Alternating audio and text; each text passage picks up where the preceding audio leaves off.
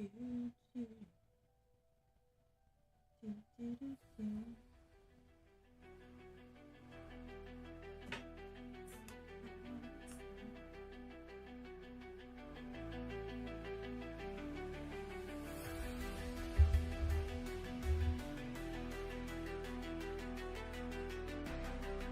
good. I'm glad you got a notice.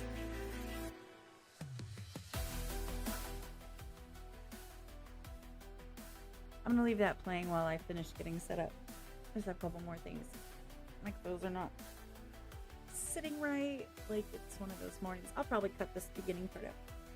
Oh, Discord told you to? Good. Better. I'm kidding. I'm kidding. This one's a serious one for once. Not just a messing around. Excuse me.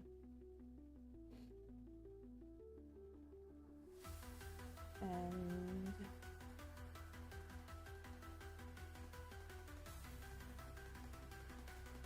I think it's, and there's Felix all of a sudden.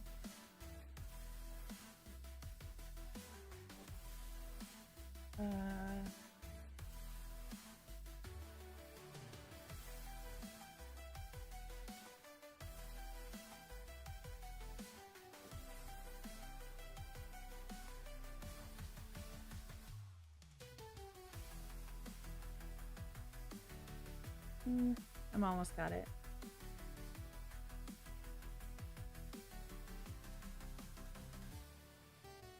I think it was a video maybe.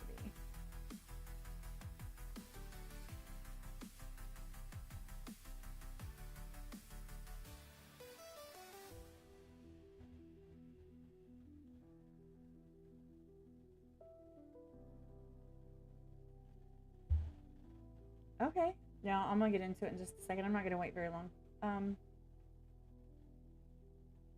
Maybe I should look at my history that I've watched, because I know I've seen this. Let's go to history. There's gotta be something I've seen.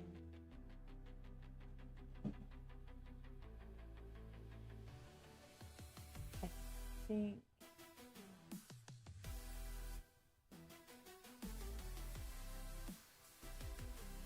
I'm almost there.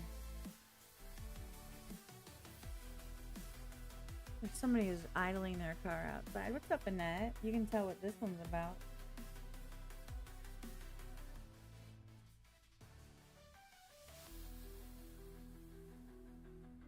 I think it's this.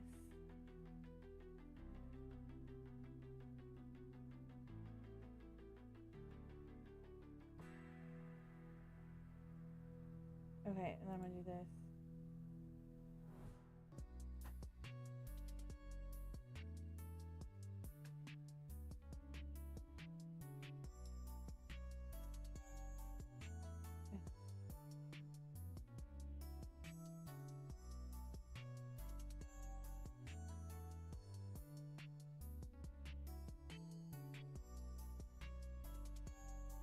Close enough. Okay.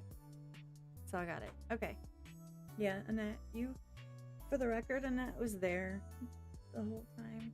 So she witnessed firsthand. So when I say that I'm going off of experience, I'm not kidding. So I'm going to go ahead and if people come in and out, that's fine. It's fine with me. I'm just going to start talking because I intend to, maybe I'll trim some of the beginning of this and just talk in general. And I have visual aids and stuff that I want to use to define what I'm speaking on so that you can see it on the screen as well as what I'm saying. And I'm going to use my personal experiences as examples of how all of this kind of works.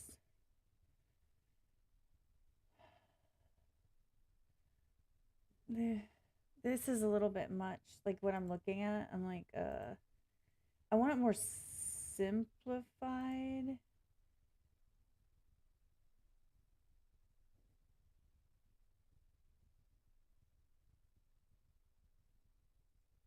Okay, I think this is what I'm looking for. I think my cat is messing with stuff. Oh, good, Annette. I'm glad you're here. everybody's got a day off, you know. I think maybe it's because of the holiday. I'm not sure.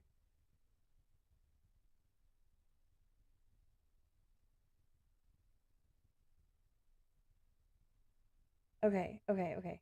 I like this article. Okay, this is good. This is a good one because it basically, so the entire purpose of this live stream and eventually the video that I'm going to make out of it is to kind of dive a little bit into the what's a narcissist? What's an actual not a selfish person like I said in one of my videos. I said, you know, selfish, they're human but annoying, right? Narcissists are more along the lines in my opinion of like sociopaths. Um and I'm not going to go and throw just random words around there. I'm not going to I mean, I'm going to say in my opinion a lot so that it's not because I care if anyone comes at me with like, oh, that's not the correct term, just because I want to make it very known that I'm well versed in this subject and I understand that some of the things I'm saying are from an opinion, from an experience and things of that nature, and then some of them are actual like scientific and mental health facts. And so one of the things I wish this was in a video format, but I like this article and I'm probably going to end up reading it out loud or at least skimming it, is defining the definition of a narcissist and why you don't really need to know it. I'm pretty sure that the what this is referring to, this is an article by, it says kateanthony.com. She has a podcast allegedly. So huzzah for her. Um Let me know if my sound stuff's off. Okay, so for example, I'll put it on the screen for you guys so you can see exactly what I'm looking at. You can see everything that I have up here. Is my husband a narcissist? For example, this is her article. This is how it starts out. This is not my words. This is hers. Is my husband a narcissist? She hears this question. Da da da.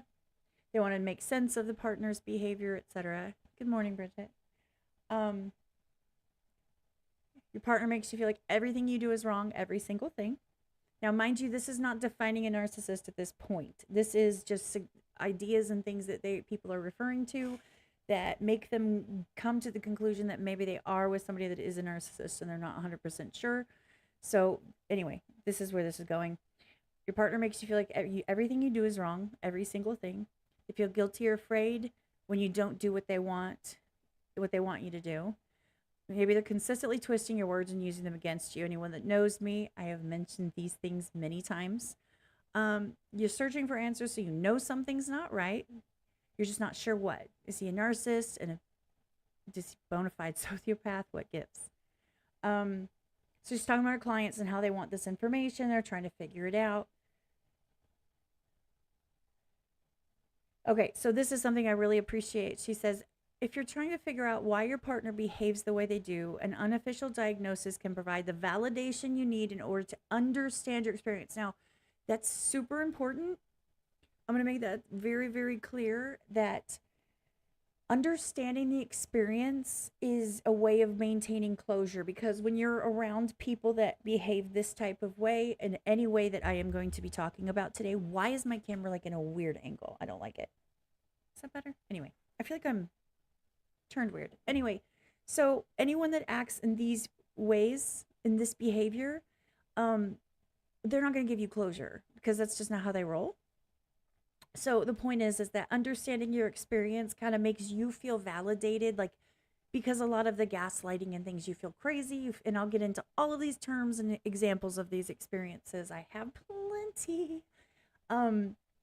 This is just a generalization. I kind of haven't read this article yet, but I'm reading it as I go. To understand your experience, and the keyword, move forward. That's the point. Closure, like I said, move forward. So she wrote a book, and that's nice. I have had a change of heart on the term narcissist. This is her opinion. I have not read this yet. I used to believe it was overused, like I say all the time. Everybody was somehow divorcing a narcissist, which you hear all the time. But after learning more about how they're created through the media, politics, culture that celebrates that type of behavior, I've changed my mind. They really are all around. It's nuanced. Okay, yeah. So, hey, Renee, Suzanne. So she's going to go into defining it and kind of giving, she obviously is an expert. I don't know her credentials. I'm not going to say anything about that because I know nothing about that. Sorry about my hands waving around. It just is what it is. What is a narcissist? It's a broad spectrum of behaviors. I'm reading it from both screens. Sorry. Narcissistic personality disorder. Okay, so this is the official narcissism. This is the official diagnosis is narcissistic personality disorder, NPD. Here it is. This is what I was looking for. Must it meet at least five or more of these following criteria. This is very, very, very, very, very, very important, okay? So 1, 2, 3, 4, 5, 6, 7, 8, 9. I figured there was those. There's another site somewhere that has this a little better defined, but I'm going to explain these. And I hope you guys don't mind. I'm going to make myself a little bit bigger. And then I'm going to make this a little bit over here so you guys can see it, but you can see me so I'm probably going to be talking quite a lot. Okay. Let's get into this. My camera is being weird. Hold on. I think it needs, oh, there we go.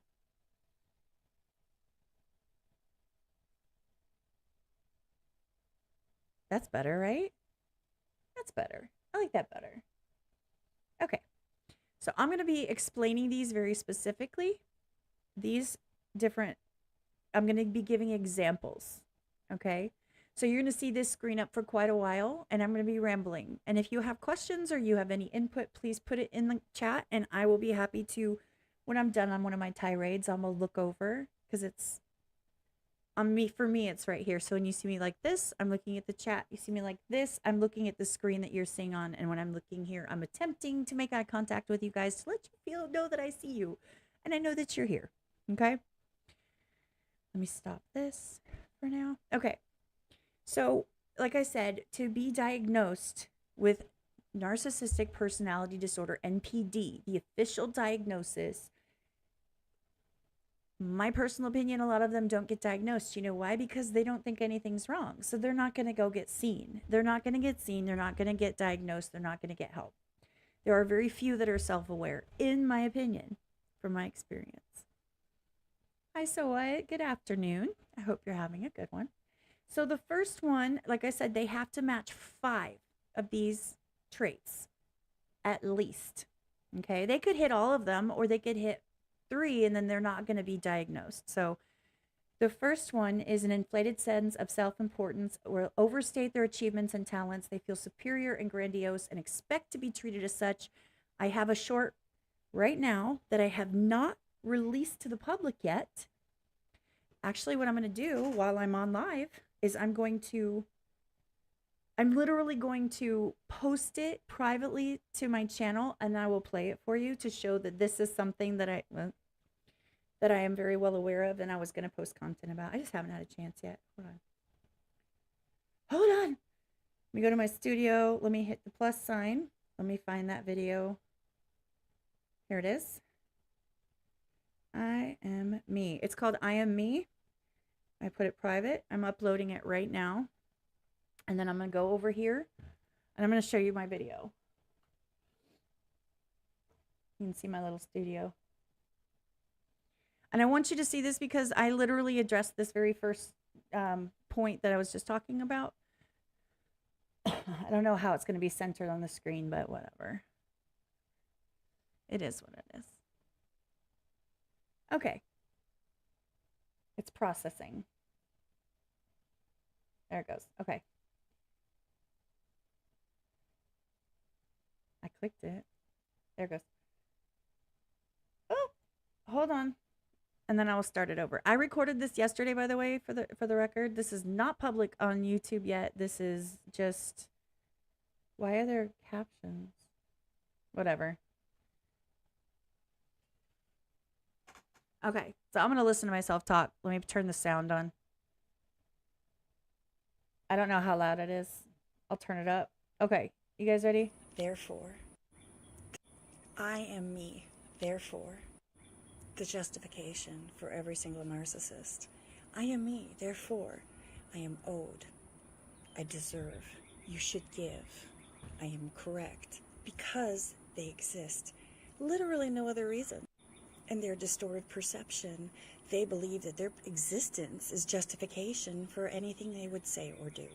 They believe that they are just the center of their own little universe and that we all just live in their world. They will talk circles around you to distort your perception until you agree with them, or they will just talk to you and talk at you and blame you until you give in. That's how it works. And if you don't agree with them, you're the enemy. And if you're the enemy, you're a traitor. And if you're a traitor, they will attack. Some of them subtly, some of them not so much. I say it every time. Run. Okay, so that is my video that I made yesterday about that one specific type, the I am me. Okay? So what it is, it basically means that the fact that they exist in this world is justification for them to be owed everything and anything, including your loyalty, your agreement, your worship, money, jobs, to be deferred to. They think that they are owed the room. You should shut up and let them talk because they are them. There is no logic behind this. It is quite literally the fact that they exist in this world, therefore. They could be like, this person gets paid more than me. And you're like, well, they have like 8 years more experience. They're like, I should be paid more. And they're like, well, why? They will flip the subject and go on to something else because they don't want to answer that, because there is no answer. There's no logical reason. And their reality, by the way, in my opinion, narcissists live in their own distorted world. They literally see the world.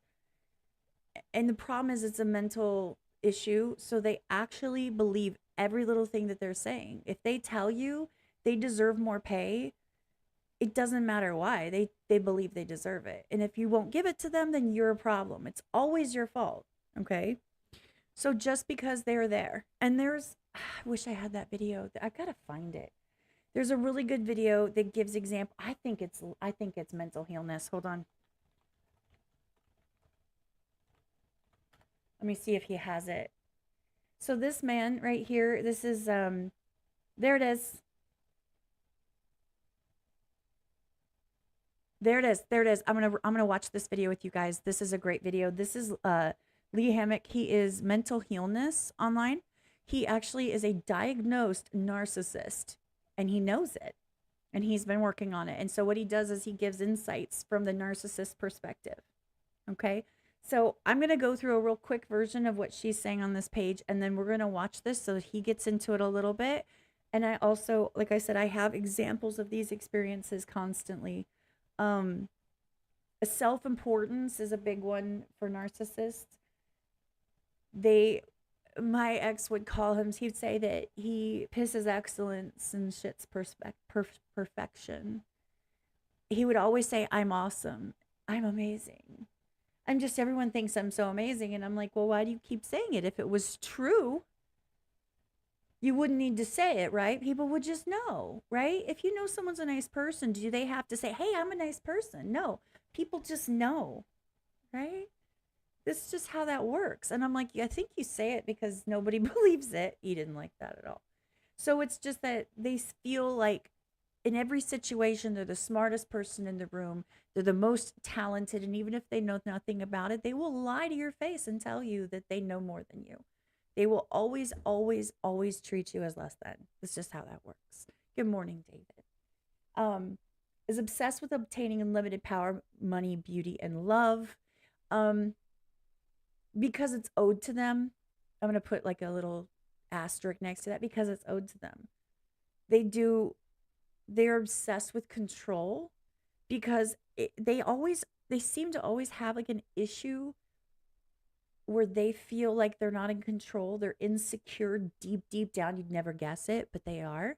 Super, whether it's their upbringing, their childhood, doesn't matter. You can psychoanalyze the holy shit out of it. I can, in my experience, psychoanalyze my ex because I spent 14 years dealing with this shit. But on the flip side, I can't explain everybody's situation, but generally they are pretty damn insecure. They attack immediately if you come after them, if you If you talk about, like, he hated the fact I made money because he was jobless, but he refused to work. So you can't win. I was a problem because he deserved more money. I worked in a very rural area for $11 an hour, and he said, "Well, I'm not working for less than 15." Mind you, I'd had a decade of experience. I'm not working for less than 15. Well, in an entry level job that you've never done, that's manual labor, sure, I understand, but in that area, that was a very high rate of pay. Why do you deserve that? Well, because there's no explanation. It's just because. Okay. Only associate with high status people because they believe they're special and unique. Um, this one I don't have a lot of experience with because, to be honest, I don't consider all of the residents of a meth-addled town in the middle of the panhandle of Florida to be high status people. He thought they were really cool because they were the dealers and the big users, and everybody knew their name because it was a small town. Okay. So he basically would tell everyone that he was the best, and he would tell everyone that everyone loved him and explain to everyone how cool he was. He would do all of that. And whenever his friends would start to realize he was full of it, he would basically move on and find younger friends. So he would be in his 30s and he would have 18-year-old friends, 19-year-old male friends, females, doesn't matter. All of those were his friends because he could still lie to them because they hadn't really grown up yet. Need constant admiration. It goes in with that one. Constant, constant admiration. Everything was about how cool he was, how amazing, and this is from my personal experience, how cool he was, how amazing he was. Anytime someone would get a compliment, he would flip it around and he would turn it on himself. So if I were to get a compliment, he would take credit constantly. I would do something good at work and he's like, "Well, you're welcome for watching the kids. You don't work, bro. You're sitting at home and instead of paying daycare, well, you're lucky that I do it for free because, you'd have to pay and I think you should pay me to watch the kids." Like, he was that guy. Always needed to be, and Annette can validate this, she can vouch for this. Always needed to be the center of attention. Always needed people to tell him how amazing he was. Always needed to brag, and impress people.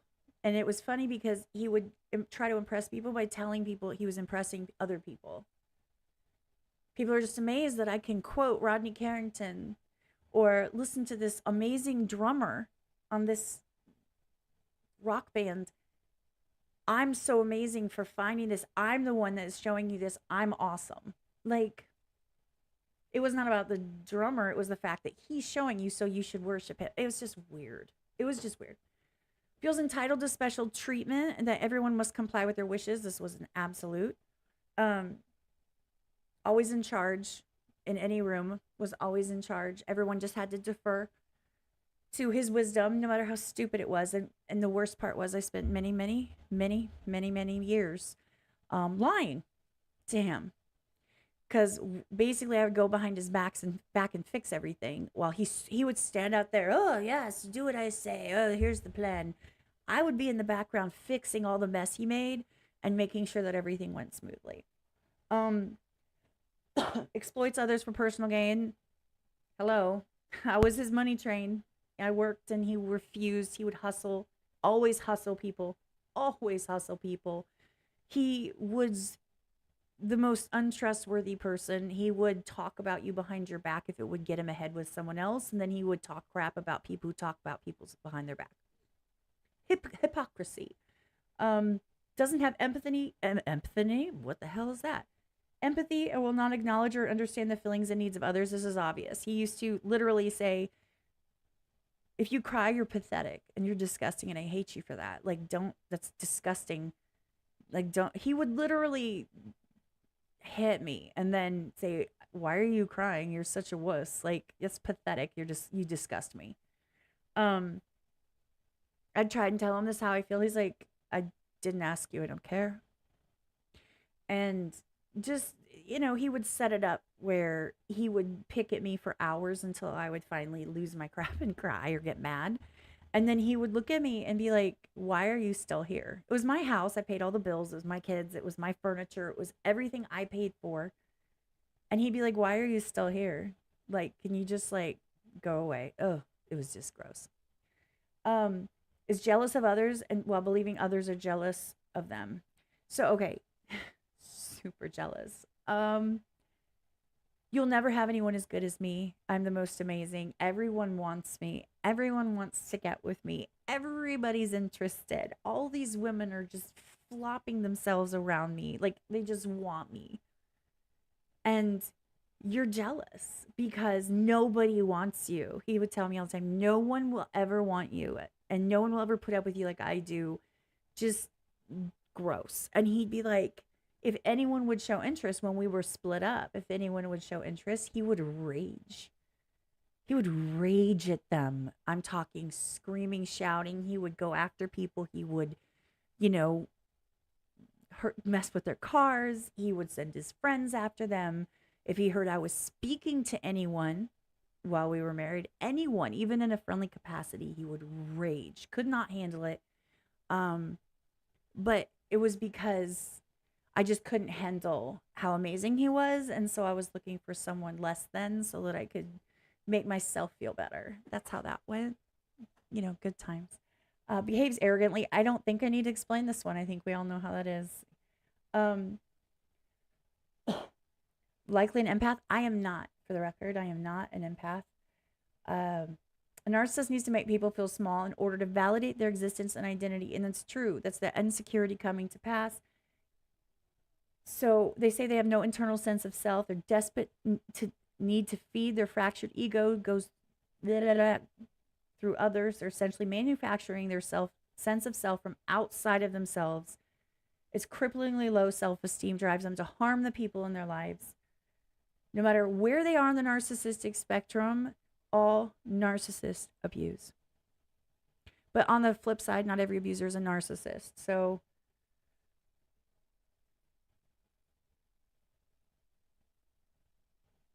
they're saying, and I get it, the diagnosis doesn't matter. The sociopath has absolutely no remorse and no fear of consequences. And an abuser, they feel entitled and things like that, but it's not quite the same. I'm going to go into this video if you guys are cool with that, because this is a really good video from Lee Hammock, and I'm 90% sure I've seen it. It's a long video. It's really good. I don't care. I'm gonna still do it. We're gonna still do this. I might make myself smaller though. I might have to make myself smaller.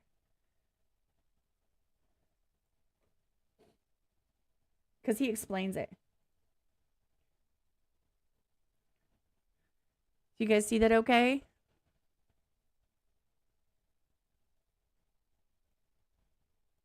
Okay, so this is Lee. I love his content. I appreciate his content sincerely and authentically. I appreciate what he does. I appreciate him being self-aware. That is very, oh my God, that is so rare. Hold on one second. I just want to see something before I start.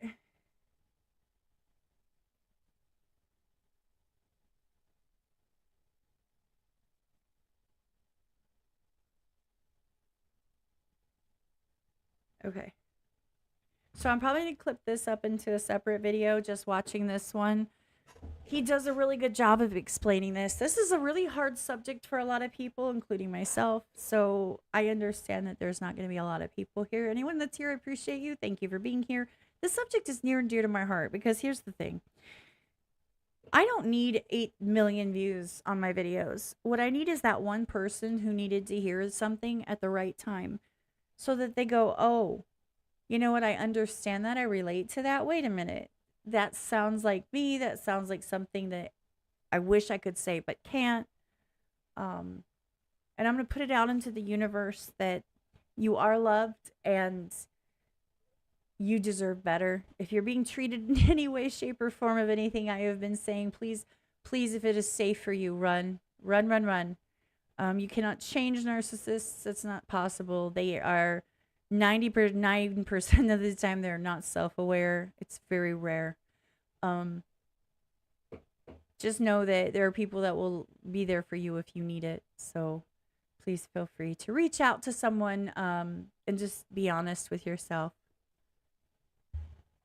So I'm gonna watch this one. This is Lee. He's awesome. He is mental healness on most platforms, and he does short form content. People send him stuff like is this, and he'll explain, yes, this is something that narcissists will do. I'm not saying this he can't diagnose anyone, so he won't. What's up, Lee? Reacts differently, but yeah, hello. They do suck. Don't tell them that though. They don't want to hear it.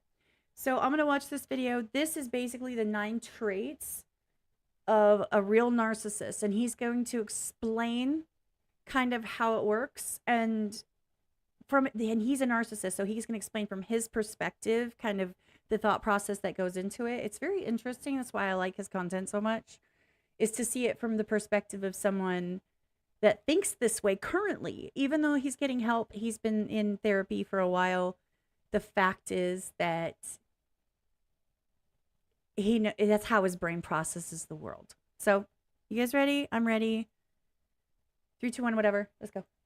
What is going on, beautiful people? Today, we're talking about the 9 traits of narcissistic personality disorder, according to the DSM-5. If you're new here, my name is Lee Hammock, and I'm a clinically diagnosed narcissist, and welcome to another episode of the Narcissist Code. I love his content, you guys. I love it.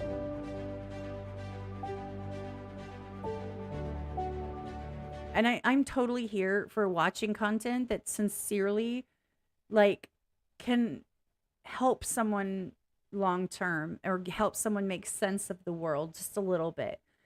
I mean, and some of these things might apply to someone you know, or it might just be interesting. But you know what? We are on this earth for a limited time. Learn all you can.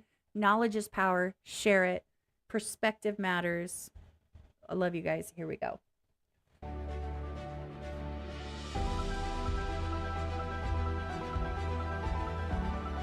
So, finally, not everybody's a narcissist, Lee. You got to be clinically diagnosed to be a narcissist. Yeah, duh. Duh. You don't have to be clinically diagnosed to be a narcissist, y'all. So that's the thing that kind of blows my mind, because I have narcissistic personality disorder, right? And although I am clinically diagnosed, if I would have never went to therapy, would I not be? So was this? Okay, did I not say this a little bit ago? Just because you didn't, most of them will not go because they think there's nothing wrong with them. They think that everything they're doing is fine and that there's nothing wrong. Their way of viewing the world is that they are always correct. So to get somebody to the point where they would go to therapy is very, very rare. So most narcissists are out there are not officially diagnosed because, fun fact, this is personal experience. My ex loved to say that if he didn't feel the need to go to therapy, because every time when he was in rehab and had to talk to counselors, they ended up thanking him for explaining how life really works. And they would say, well, you know what? I am better now that I've spoken to you. Thank you for explaining how all of this works and giving me all the insight. So basically, he said every time he goes to a counselor, he would teach them, not the other way around. Stop. So you can see why most of them are not diagnosed. It's hard to nail them down and make them go to the therapist, okay? Does that not make me a narcissist? If I never went to therapy and got clinically diagnosed, would I not be a narcissist? You see, that argument flips on people's heads. It's just like it flips people's arguments on their heads. It's like, no, you got to be diagnosed. So if I wouldn't have gotten diagnosed, so does that not mean I'm a narcissist? You see. So, but today. Yes, Annette. Yes. Remember we were trying to go to couples. By the way, if I clip this up separately, Annette's in the chat. She has been around me since I was 16 years old, if 15, 16. We've been pretty much very close best friends for life. She was with me through my entire abusive marriage. She got to see it firsthand. She was in my house, around my kids, around my ex-husband. She experienced it personally, and she's in the chat right now, and she says, I remember him saying that to me once. I was trying to get couples counseling or whatever. Yeah, and it was like, well, you know, they're just going to learn from me, and they should pay me to go to counseling so that they can learn. Because it's just so smart. Everybody's so smart. It just irritates me. Sorry, I'm a little bit, you know, I still have some anger. I try to let it go. But, you know, this is a lifetime. It deserves it. So anyway, back to the video. Today, y'all, we're talking about the 9 traits of narcissistic personality disorder, the 9 traits that psychologists and people use, clinicians use, therapists use to diagnose people with NPD. And the crazy thing about this is, y'all, it's 9 traits. You only have to have 5. 5. It says the definition of NPD states that it comprises of a persistent manner of grandiosity, a continuous desire for admiration, along with a lack of empathy. It starts by early adulthood and occurs in a range of situations as signified by the existence of any 5 of the next 9 standards. So you don't have to have all 9 to be diagnosed as a narcissist. You only have to have 5. In every single one of these is toxic in and of its own nature, y'all. That's what I'm just telling people. So the first trait that they have listed on here is a grandiose logic of self-importance. Yes, grandiose logic of self-importance is absolutely true, because that's how it goes right there, y'all. If you think about it, narcissistic people think that they are super important people just because we are us. Just because I'm me, it means that I'm important. It means that I like I said, it just means that I have importance because I am me. Okay, so remember, please keep in mind that he is saying this as a narcissist. He is relating to these because this is, and he's trying to articulate it so that it's understandable to everyone else. And he's doubling down like, look, this really is how it is. This is the way that our brains process this stuff. To me, it's very interesting. That's all it means. Like, I'm important because I'm me and you are you. And I'm more valuable than you to this world because I am me. No matter how much success you have, no matter how many goals you've hit, no matter how much money you have, no matter how much taller than me, stronger than me, faster than me, whatever it is, better looking than me, whatever it is, I'm still better than you. I'm more important than you because I am me. And you know that if you dealt with most narcissists, I think most narcissists have this trait right here. I agree. Most narcissistic people have this trait right here. They do. They absolutely do. It just gets into that space right there where they just feel like they're super important to the world. Like the world should be blessed to have me in it. You know what I mean? The world should feel blessed to have me as a part of it, which is a wild mindset to have, which I understand when people just look at, and y'all know people like this all the time. Mm-hmm. People that haven't accomplished anything in life, but just feel like I'm better than you. It should have been me. Or the jealousy, boy, woof, the jealousy. So that's trait number 1, y'all. Trait number 2, I'm walking down my time limits, is a fixation with fantasies of infinite success, control, brilliance, beauty, or idyllic love. Over 80% of women who tried Black Girl Vitamin. What?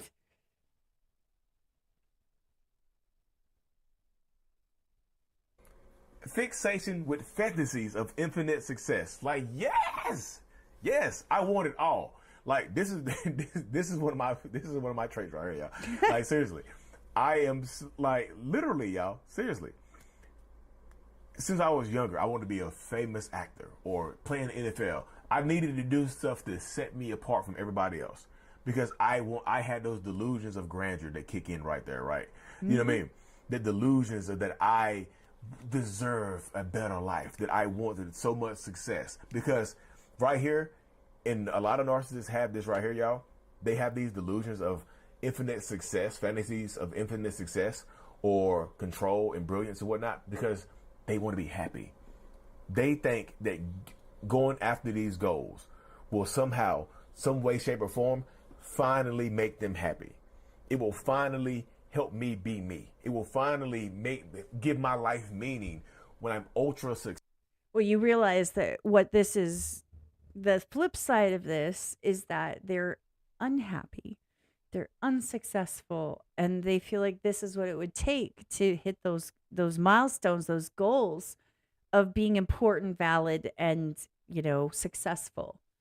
But they're not small achievements. They're these big, huge, like, I'm going to be the most famous actor. I'm going to be a huge influencer. I'm going to be this. I'm going to be that. Right. So it's not just regular It's not normal people thinking. It's like, just because I was in drama class, I'm going to be, an international superstar. Like, it's a little bit out there, just a little bit. And he's talking about it like this is exactly how he thinks. I think he gets into it a little bit more. I don't know what my mic is not miking for me right now. Successful, right? But that's the crazy thing about it, because I've achieved a lot of success and it doesn't make you happy. Happiness is intrinsic. Happiness is internal. And I've come to realize that because I've been in therapy for the last 6 years, that happiness, you have to. 6 years of therapy. 6 years of therapy for him to get to the point where he can acknowledge all of these things. I'm sure he's been doing it for a minute, but still 6 years of consistent therapy. It's not, oh, I went once and now everything is great because, they told me some stuff. I taught them some stuff and we're good. No, it's hard work, hard work. And he's doing the work, which is what matters. I'm sliding out of my chair. My mic is in my face. It's weird. Anyway, continuing on. You have to earn it from the inside out. Happiness is inside out stuff. It comes from the inside and works its way outside. But narcissistic people are different. They try to go outside in. You see what I'm saying? Like success, control, brilliance, beauty, idyllic love. I want people to idolize me. All that stuff is external.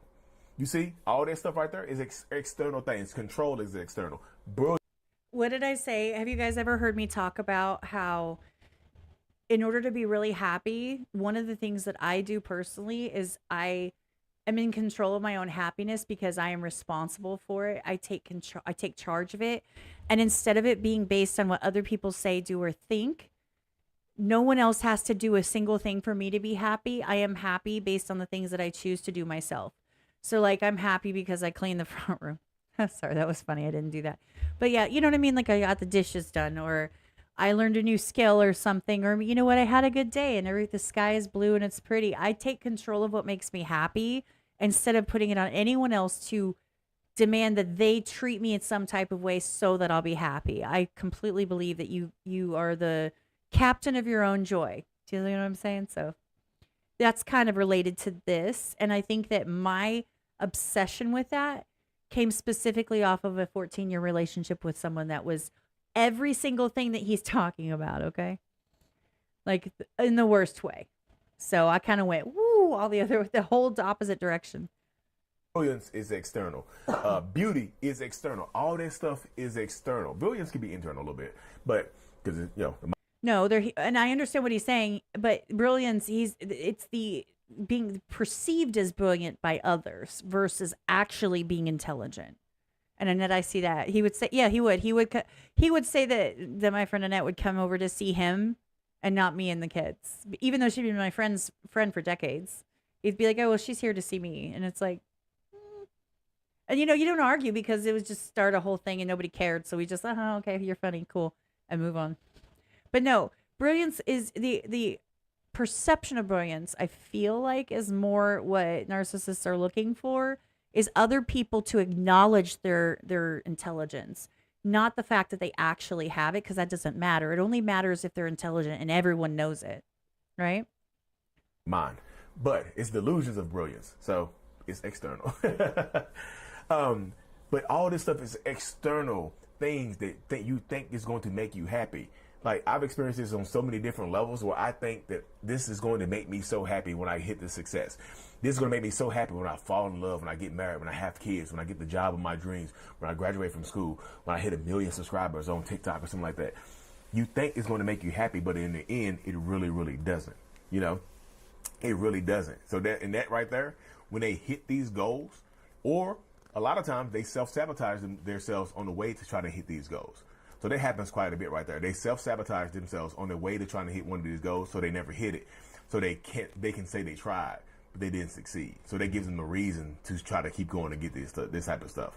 But it just doesn't make you happy when you get there. And that can make them resentful towards the people around them. So when they hit success, when you have a successful narcissist, they'll still be angry at the people around them. They'll still treat the people around them like lesser beings, because you go back to the first one, grandiose logic of self-importance, So trait number 3,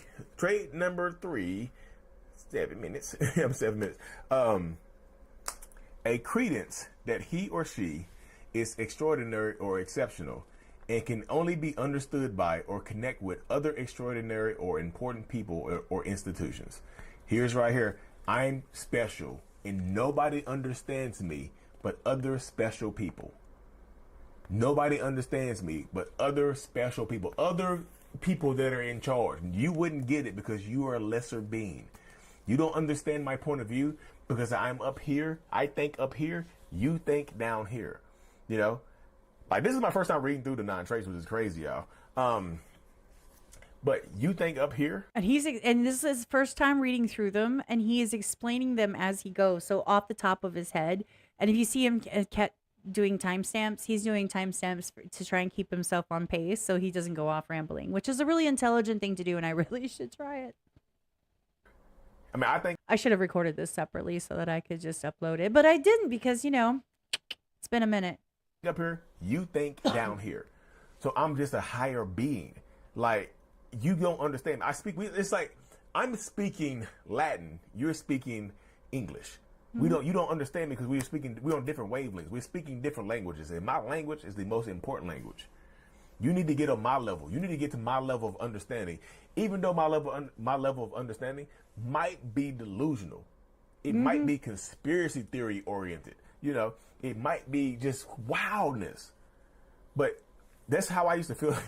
That's why you get a lot of narcissistic people that feel like even in a crowd of a lot of people, they feel like they stand out. Even if they fit in, even if they look exactly like everybody in the crowd. Even if I was in a crowd of 6'2", 250-pound people with dreads, black people with dreads, I would feel like I stand out. I'm different. I'm different than everybody here because I'm different. I'm me. You see what I'm saying? Nobody else gets me. I'm on an island by myself here. That's the mindset of a lot of narcissistic people right there, y'all. It is wild. It is a wild mindset to have, to feel like nobody else understands you. Nobody gets it. That's why nobody else gets you. That's why you're an outcast, because nobody understands you. You feel like you've been cast away from people because nobody gets it. Not because you're an asshole, not because you're treating people like crap, but because they're not intelligent enough to understand and appreciate how amazing I am and my brilliance. And they're jealous of everything that I do and say. And they're jealous that they're not as smart as me. And they're jealous because I'm going to do such great things. And so they have it out for me. I'm not treating them badly. They're perceiving it wrong because they just don't understand and they don't get it. Everyone is attacking and you're always the victim in this mindset. You're always the victim, but you're not a victim because that would make you less than, and you're not that, but they have a victim mentality. It's everyone's out to get them. Everyone wants what they have. Everything they have is better.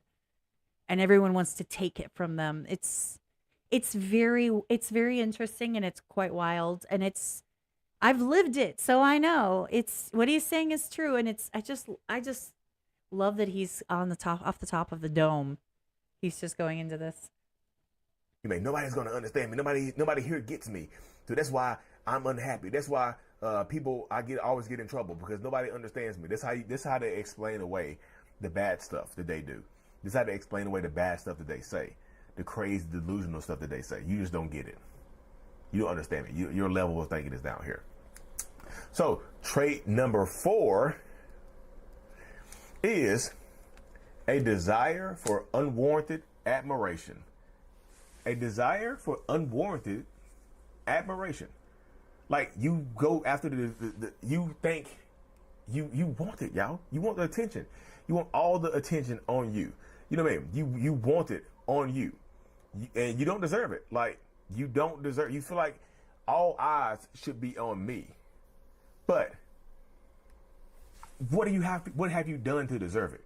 What can I say, or what have I done to justify admiration?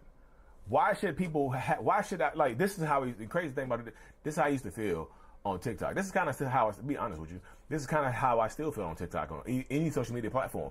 When I see somebody doing good, I always think, like, when somebody else is doing good, right? Let's say on YouTube per se, like, they'll have, like, this is back when I first got started, they would have like 100K subs. And I'd be like, Why don't I have 100K subs? I talk better than them. I have the best information. Why don't I have 100K subs? I wouldn't wish. I know. So I'm not wishing bad on people that had 100K subs. I just felt like I deserved it. Well, I needed more attention or more eyes on me because I'm me. You see how all this stuff works in together? The delusions of grandeur, the fantasies of success, and unwarranted attention. Like all this stuff works in together. You feel like you deserve more because I'm me. It all ties in together. Like why I need more attention because I'm me. I need to stand up because I got dreads. You see, it is a wild mindset, man. Just read these traits. It is kind of crazy because that's how the mind works and whatnot, y'all. It is wildness. So, number 5, a sense of entitlement. You know, a sense of entitlement. It's a big one. It just says it clearly. You feel like you're entitled because I'm me. Yep. A lot of this stuff is just based. You see, a lot of these traits are based on just serious like delusions of grandeur and thinking you're more important than everybody else. Like you feel like you're entitled to certain benefits because you were born. And here's the thing: what he just said matters. Like it all kind of like this inflated sense of self. This I am me, therefore is like what I said when my short. I will get into this in a little bit, but the thing is that when this type of delusional thought process where you feel owed something with no reason behind it except that you are existing in this world, the issue is when the narcissist will do anything to make it happen. It's not that they need success. They need you to acknowledge that they are successful. And they will do whatever it takes to make you acknowledge their delusional, inflated sense of self. That's where they get super dangerous, emotionally dangerous, and things of that nature. Born because you are here, because you exist. You know, I feel like I deserve more followers because I'm me. I provide the best information, which I wasn't at the time. You know, I just felt like I did. I felt like, hey, I'm diagnosed with narcissism. Who else knows more than me? So many other people know more than me. But at the beginning, I thought I deserved more. I was entitled to more followers. I was entitled to more views, you know. But going to therapy, being in therapy so long, I've come to understand that you had to work for it. You had to earn it. Y'all see me earn it. Y'all been 3 years pumping. I've been pumping hard for 3 years on YouTube. I've been pumping hard for 3 years, 3.5 years on TikTok and Instagram. I've been pumping hard. Y'all know I've been working Facebook. I've been pumping hard because I know there's that sense of entitlement still. Is it still there? Yeah, it's still there, but I understand it. You know, I tell people this to people all the time. My first thought is still self-serving. My first thought is still the thought of a narcissist. Like it doesn't go away. Like there's no cure for narcissistic personality disorder, right? So my first thought. Say that again. There's no cure for narcissistic personality disorder of a narcissist. Like it doesn't go away. There's no cure for narcissistic personality disorder, right? There's no cure. It is a way that your mind processes information and that you see the world. The difference between him and all of the other ones that are undiagnosed and that won't get help and, haven't realized or whatever, is the fact that he understands and he's intelligent enough and he's willing to do the work so that his first thought is that narcissistic, self-centered, self-serving thought. His second thought is, okay, is that really the way it needs to be? And then he thinks twice. Everything he does, it's more work. He has to work harder because he has to stop the first, it's the intrusive thought that pops in your head. We've all been trained over our lifetimes to not necessarily pop off with the immediate thoughts that come into our head the second that we open our brains, right? Like we don't. Yeah. So he has to do that every time that he has a thought and say, is this self-serving? And then he moves on from there. Hold on, I'm gonna change. Oh, my soundboard is being a nerd. Okay, here we go. So my first thought is still going to be the narcissistic thought. But what I've learned over the years is I'm able to slow myself down and rationalize with myself to understand that, I have a sense of entitlement, but I also have a sense of common sense to understand that I have to earn it. The entitlement kicks in first. But then the common sense and the therapy work comes in, and it's just like, okay, you feel entitled, but why? I ask myself the question, why? Why do you deserve this? And be real with yourself. I have to be real with it, you know? I'm real with it. So why do you deserve this? We should all do that anyway. We should all actually be completely honest with ourselves and stop trying to pretend like be realistic with yourself. Like be honest with, if anybody in the entire world that you are honest with, be honest with yourself. You know, sometimes things just aren't going to work out, not because someone is out to get you, but maybe you just don't, you just can't run 3 miles. Okay. It is what it is. It doesn't mean that the treadmill's out to attack you. It just means you can't do it. Like acknowledge it and move on. You know, people are just so hung up on things. Ugh. Anyway, that's a whole other subject. I love this. I come from a place of realness. I have to keep it real. I have to keep it hot with myself, you know? So I do feel entitled sometimes, but I work on it.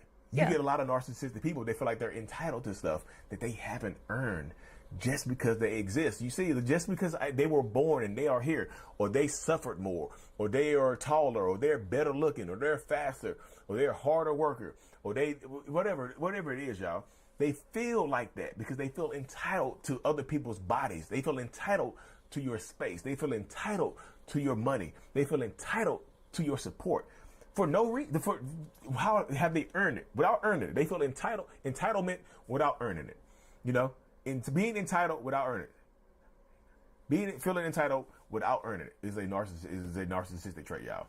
So, trait number 6. What was it? 14 is interpersonally oppressive behavior.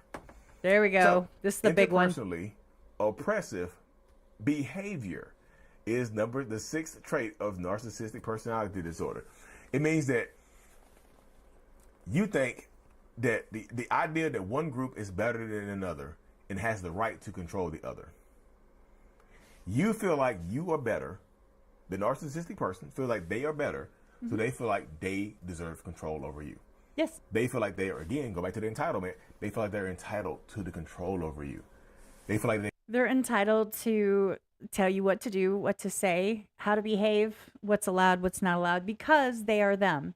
Because they're more intelligent, they know what they're talking about. Whether it's true or not does not matter. They are going to say it in their delusional little world. And that is how people fall under very, very, very toxic relationships.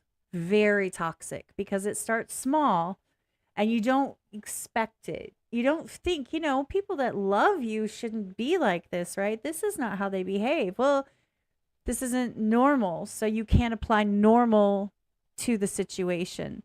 But yeah, they feel like they are entitled to control your behavior, your money, your body, your opinions, and that you have to defer to them and you have no choice.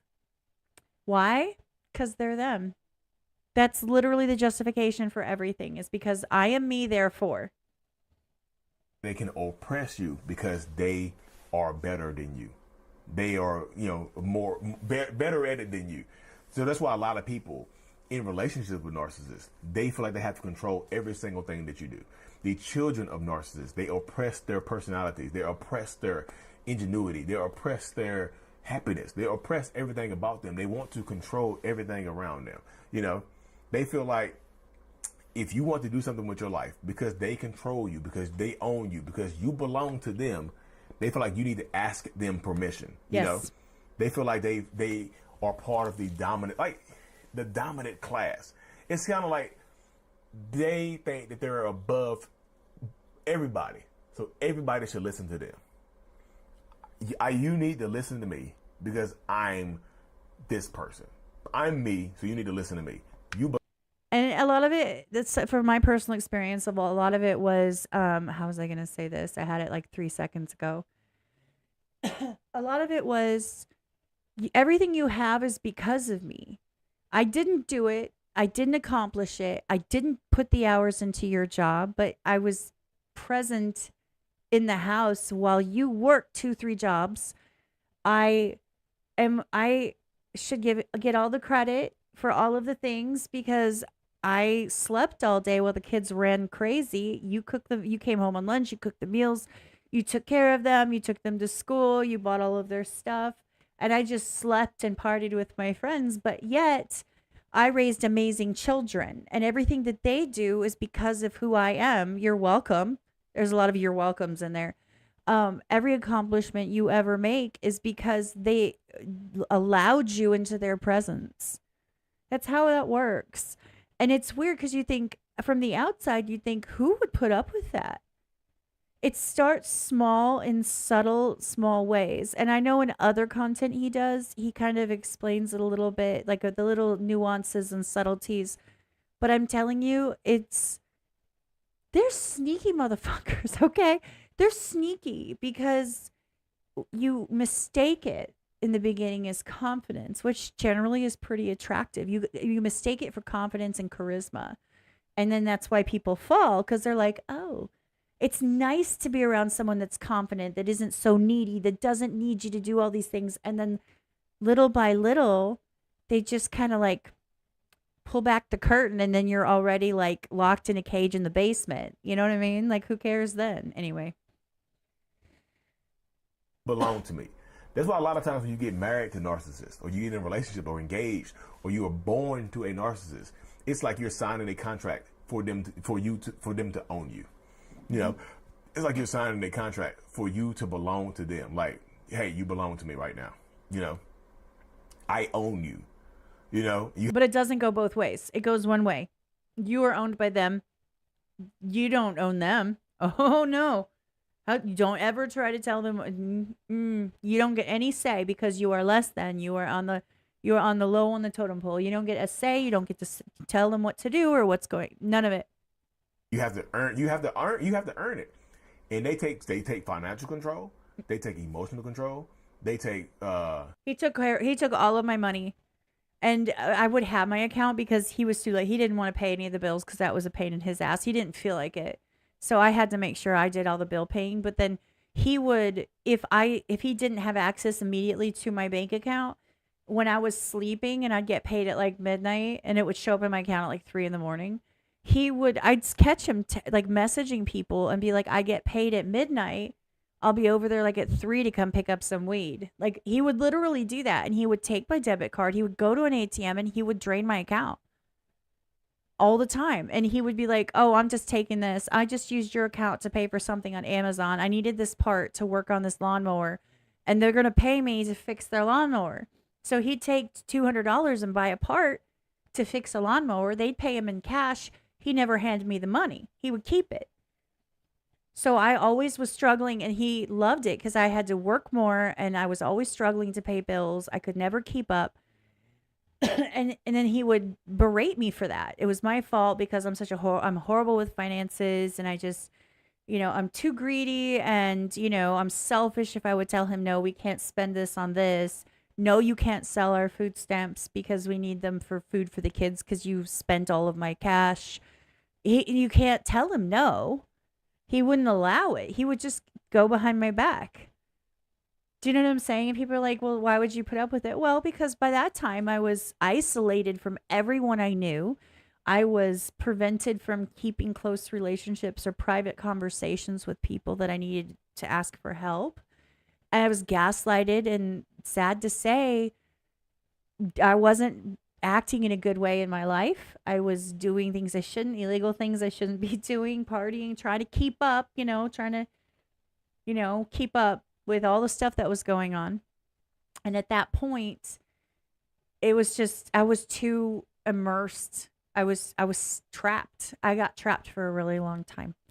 It was horrible once you realize you're trapped and you can't get out because you don't have any resources. You've burned all your bridges. You have spent all of your time making excuses for this behavior because you don't want anyone to think anything bad about them or about you. Because, what is the first thing that people say? Well, leave. Don't put up with that. That's horrible. Leave. Get out.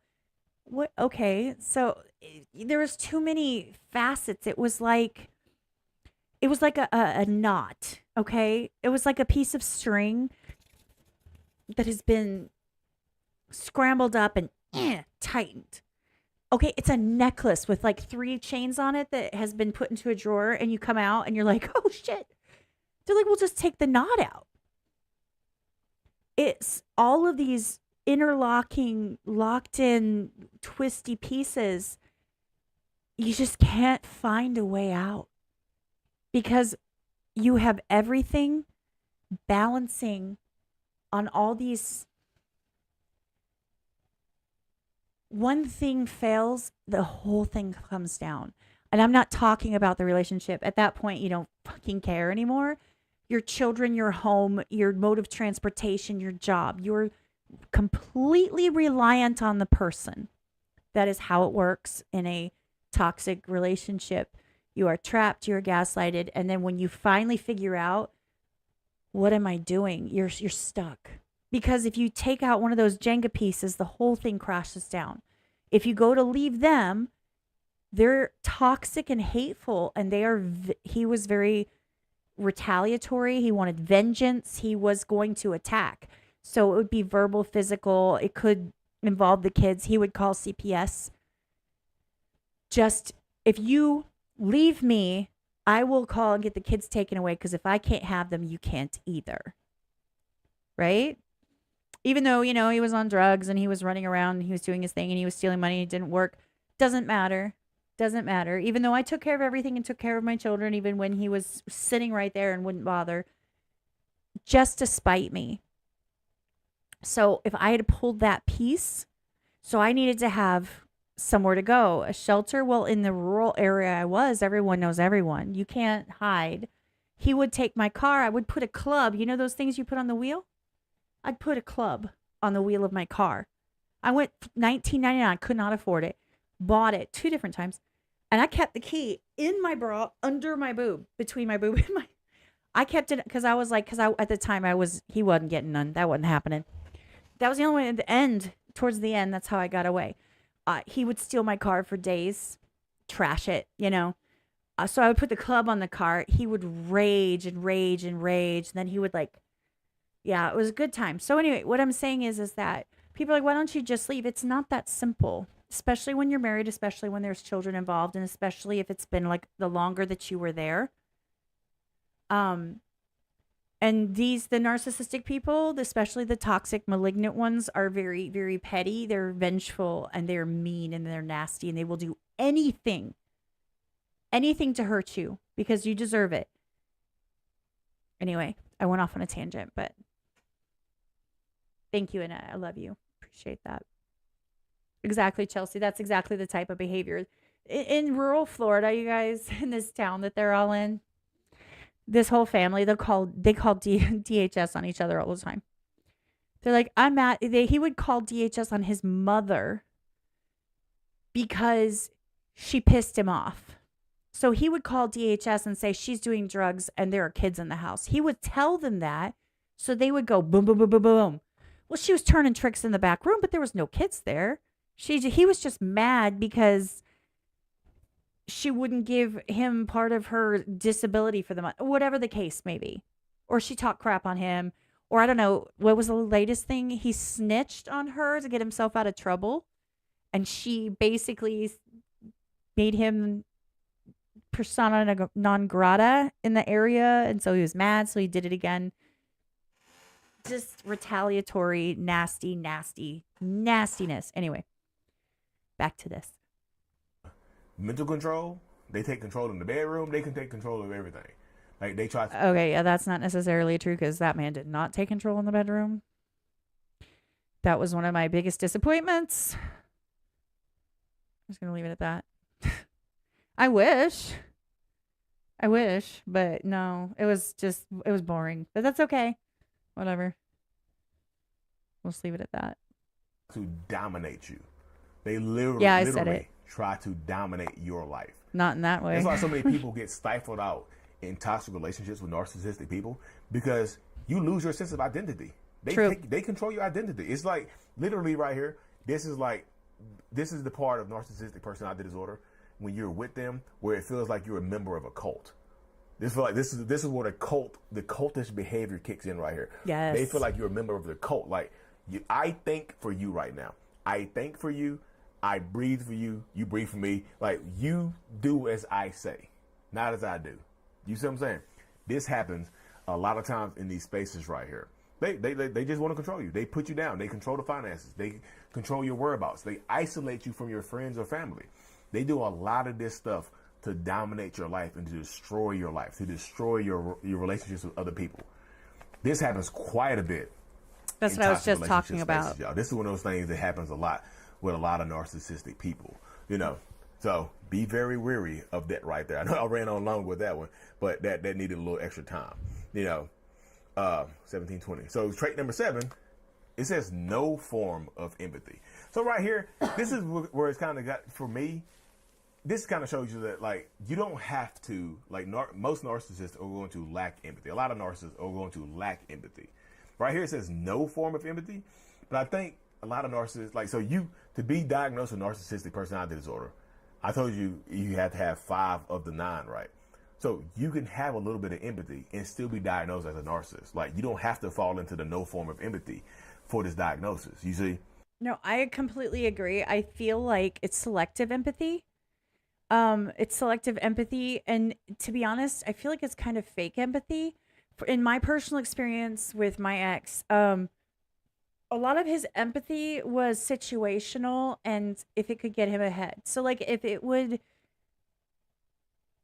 make him look better or get something, is self-serving. So he would be empathetic. I would say sympathetic. I don't know. Anyway, he would be empathetic to situations only if by being empathetic, it would make him look better. So, like, he was a complete douche and everyone knew he was horrible to me and treated me like crap. But he was empathetic to them when they would do something stupid and get in trouble and be stuck. Like, they get in trouble with the cops or something. And he would be all like, oh, you poor thing. And they'd be like, oh, well, aren't you just such a caring, kind person? One of my favorites, and one of, I'm sure, his favorites, was the poor single women. Oh, did you have another kid with another guy? Another one? Oh. And they left you just like you cheated on him and he cheated on you. And then you guys got together thinking it was going to be different. Yeah. Oh. And now you're lonely and sad. Oh, and you can't pay your bills. Here, I'll give you my wife's money to help you pay your bills because I'm a nice guy. Right? And because it made him look good, and they'd be like, oh, he's so wonderful. And there was nothing more exciting to him in my situation. There was nothing more exciting to him than to embarrass me publicly or have people think badly about me. So he was such a nice guy giving them my money. They knew he didn't work. They knew it was my money. But me being like, you shouldn't be giving people my money. Like, we need that. I'm the selfish bitch. That's how that went. Just, there's so, you guys don't understand. I have all these examples. I could write a damn book of the examples. It's crazy. I told you guys the trash bag story. That was legit. And somebody was like, could you not take the trash out yourself? I'll get into the comments on some of my content later. Those are fun. People are like, I swear they're like, huh? What? You said hello. How dare you say hello? It's like, did you actually watch it? Well, no. And it's like, all right, shut up then. Chelsea, get that. I've been single for 7 years. I'm scared to death to even let someone get close. Pretty positive I'll be single for the rest of my life. I feel you. Sort of. I've been single. Well, I got my divorce was finalized in 2019. I left officially hardcore, like packed up everything and moved to Texas in January of 2018. I had to track him down. He was hiding behind the couch, wouldn't answer the door for the service processors for the divorce. So I paid lots of money to get him served multiple times until I finally had a judge override it. That's how bad he was. Anyway, so that's what? Like 7 years? So about the same. So here's the thing. I'm not scared to let people close. I just don't care. I don't have it in me to take on someone else's mess. I have so much baggage, and I am so, like I said, I'm very big on controlling every aspect of my life. It protects me. I feel safer. I apparently attract men that are a little bit Are they needy or desperate? I don't know. And I don't understand why they apply that logic as if I'm going to be needy and desperate, and I'm not. I people begging, let me send you a picture of, and I'm like, no. And they're like, "Ah, how could you? I'm like, well, bye bye. Or, they're like, how dare you not accept my invitation to go to some event? Well, because number one, I'm not interested in that event. I don't do that. And number two, because no, as friends, sure, as a friend, but I still don't want to go. Well, I'm mad. You're not interested. Well, yeah, we established this. Like, I don't have the time to deal with mucking through their personal needy baggage. Like, if you get to a point in your life where you're confident and you just think I'm awesome and you want to hit me up, hit me up. If you're sitting there desperate for attention and needing validation, honey, ain't gonna come from me. This kind of shit ruined me to where my level of what I will put up with is very low because I deserve better. Not because I'm me, but because I'm a good person and I treat people well and I'm very loyal and I work really hard and my kids deserve the best. So if you can't change my mind, then guess what? Move on. And I'm not, it'll take somebody special to change my mind. And there's nobody on the horizon that is even interested in changing my mind. They just want me to. It's funny because people always want to hit me up and ask me about me until the moment they get to start like talking sexy talk. And I'm like, bleh, no thanks. And they don't like that. And then they get mad at me. And then they start talking crap. And then they start disliking my videos. And I'm like, okay. I have people that talk crap. Oh, you're on social media. You care more about that than me. Well, yeah, I don't know you, bro. The fuck? I am absolutely, Chelsea, not an empath. I am absolutely not an empath. I will tell you that right now. Someone like Cliff is an empath. I am not. Anyway, I'm going to get back to this. I'm never going to finish this. I'm going to keep talking. That's okay, though. I wish I'd recorded, though, so it would be in high definition and it would be like all in one, but more, and I didn't do that. Like, you don't have to fall. Like, you can be a narcissist and have a little bit of empathy, according to only needing 5 of the 9 criteria. Only needing to meet 5 of the 9. Oh, that's what I was going to say. Selective empathy. So in other words, they're only empathetic if it furthers their purpose, right? And so if you're already under their thumb, if you're already under their control, they have no reason to need to feel empathy with you because you're already stuck. Make sense? Criteria. So you can be a narcissist with a little bit of empathy. You see? That's how it works. That's why I say there's a spectrum of narcissism. There's probably going to be a difference in a narcissist with 5 of 9 and a difference of a narcissist with 9 of 9. You see? If you have all 9 of these, you got some stuff going on. I'm not laughing at them, but you have a lot of stuff going on in this space. But empathy is the ability to put themselves in the shoes of other people. Put themselves in the feelings of other people and understand the feelings of other people. A lot of narcissists can't do that. That's one of the things that a lot of narcissists lack the ability to do, is to put themselves in your shoes. That's why when you ask, I'm gonna put a little asterisk on this one and say, in my opinion, I feel like from what I've seen, it's more along the lines of they just don't care enough to try and see it from your perspective. They see it from their perspective and no other perspective matters. It's not that they can't see it from they've been, you're hungry, you don't have any money, you can't pay your bills. Of course, they understand that. They can put themselves in your shoes. But why would they? It doesn't matter. To them, it doesn't serve any purpose. Therefore, they're going to ignore it. Does that make sense? Selective empathy. It's not that they're not capable. You can literally choose to turn that piece of yourself off. It's possible. I am not empathetic. However, I'm sympathetic. I understand situations. Do sad songs make me cry? No.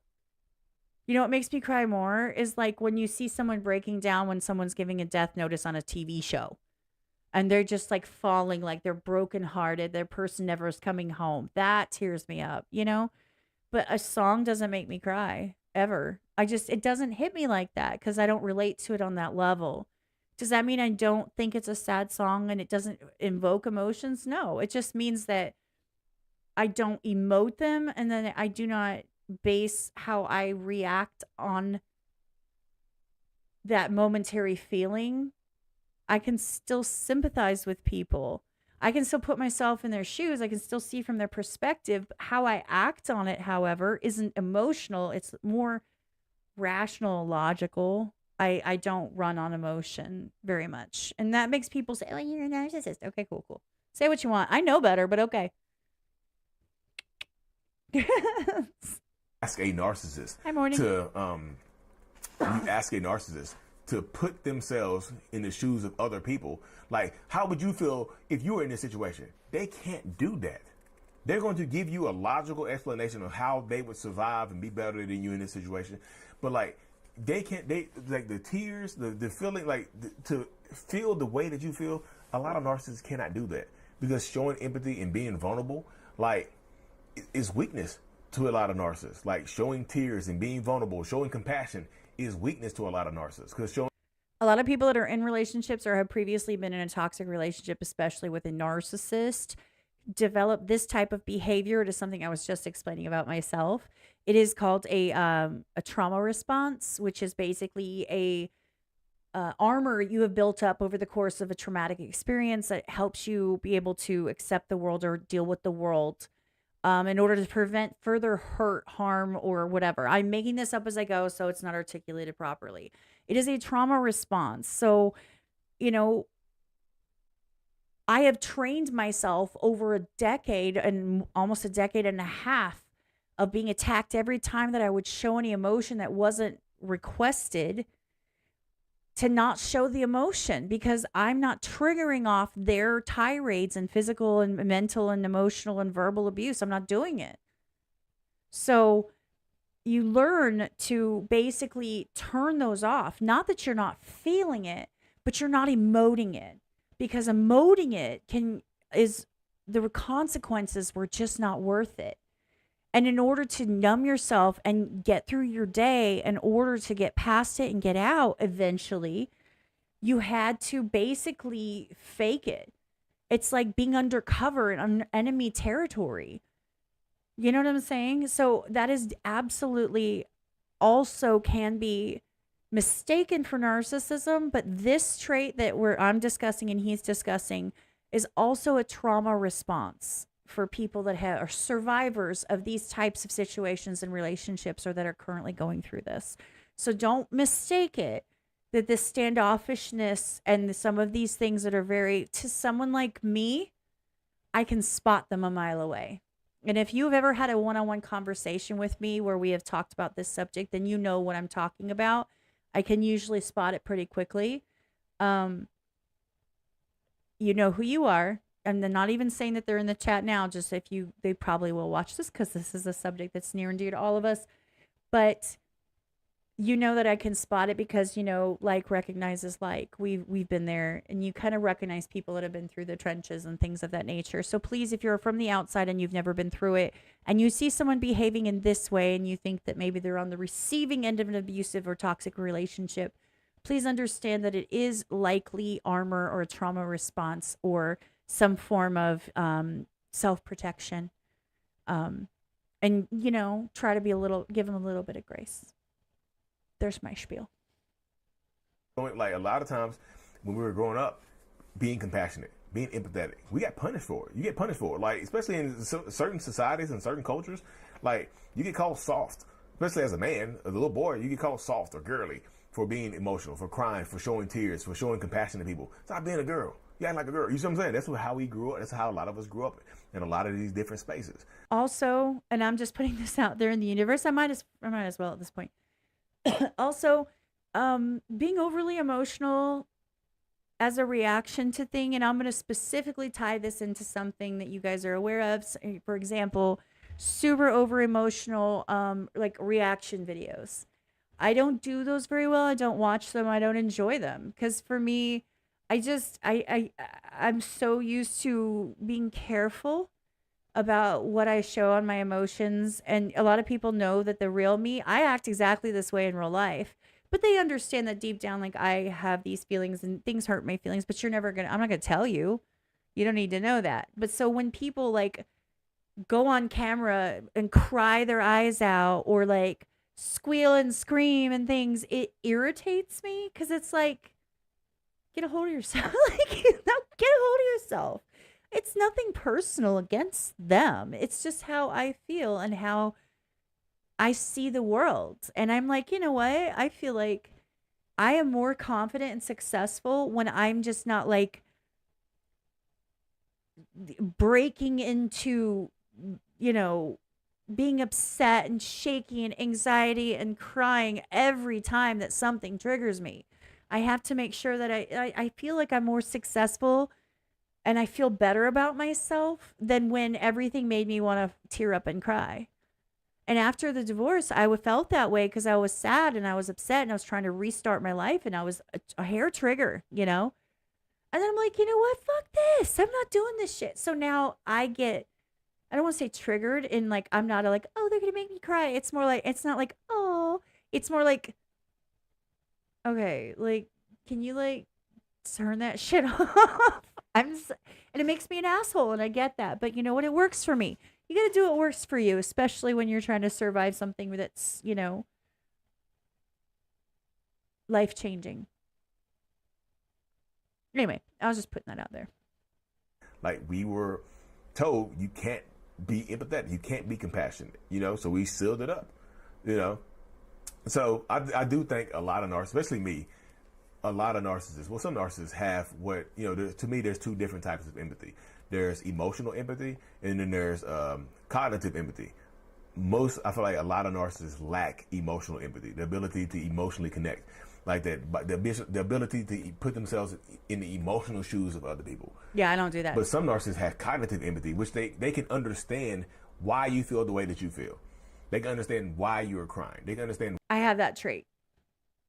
I don't connect with people. Like, I don't connect and like lock my emotions with your emotions. You feel an emotion, I feel emotion. We all feel emotion, and we're in a crying circle. Like, I don't do that because to me it doesn't make sense, and it's like I don't see the purpose of that. That doesn't get me anywhere.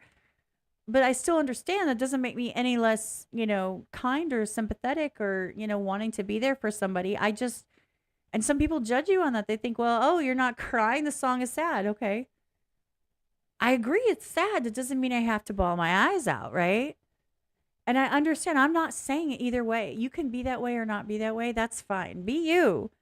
You know, whatever that's just how I am. And I'm relating to this. So me saying that, I have this trait, which I believe personally is born off of a trauma response. This is the way that I have developed as an adult for 14 years in order to survive and thrive post all of the stuff I was going through. And I'm okay with that. So once you acknowledge it and say, you know what, I'm okay with that. I'm still a good person. I still empathize with people. It's just the cognitive empathy. Doesn't mean I'm a narcissist. It is one of the traits though, depending on how you look at it. So, I mean, I'll acknowledge that. I think everybody has a little bit of some of these traits. Like, don't lie. We all think we should win the lottery. And why you were happy. They can understand why you feel the way that they feel. They just might not connect to those emotions with you. They can understand it. They just don't feel it with you. You know, they don't connect with you. A lot of people are like that, because of something that's going on within the, you know, behind the scenes, within the narcissist's head. That happens quite a bit right there, y'all. You know, so it says no form of empathy, but that's right there, you know. And see, that's another thing is that there's a lot of people in general, like, you guys, we are in a space, especially when it's online and YouTube and chat and live streams and things of that nature, where there's a specific type of person that is looking for the type of content that we are involved with and that we watch. Okay. Those are people that are open to connecting and talking and discussing and all of these things. They want those connections. They tend to have like not the same lifestyle, but they come from all walks of life, but they kind of have some of the same personality traits. They, you know, that's why everybody kind of relates to each other. It kind of makes sense. So it would make sense that in that scenario, a lot of the people are very empathetic emotionally to a lot of the things that are happening on screen. They like being emotionally involved, invested in the content. Therefore, they look for content that's like that. See, someone like me, I have no interest in being emotionally invested in the content.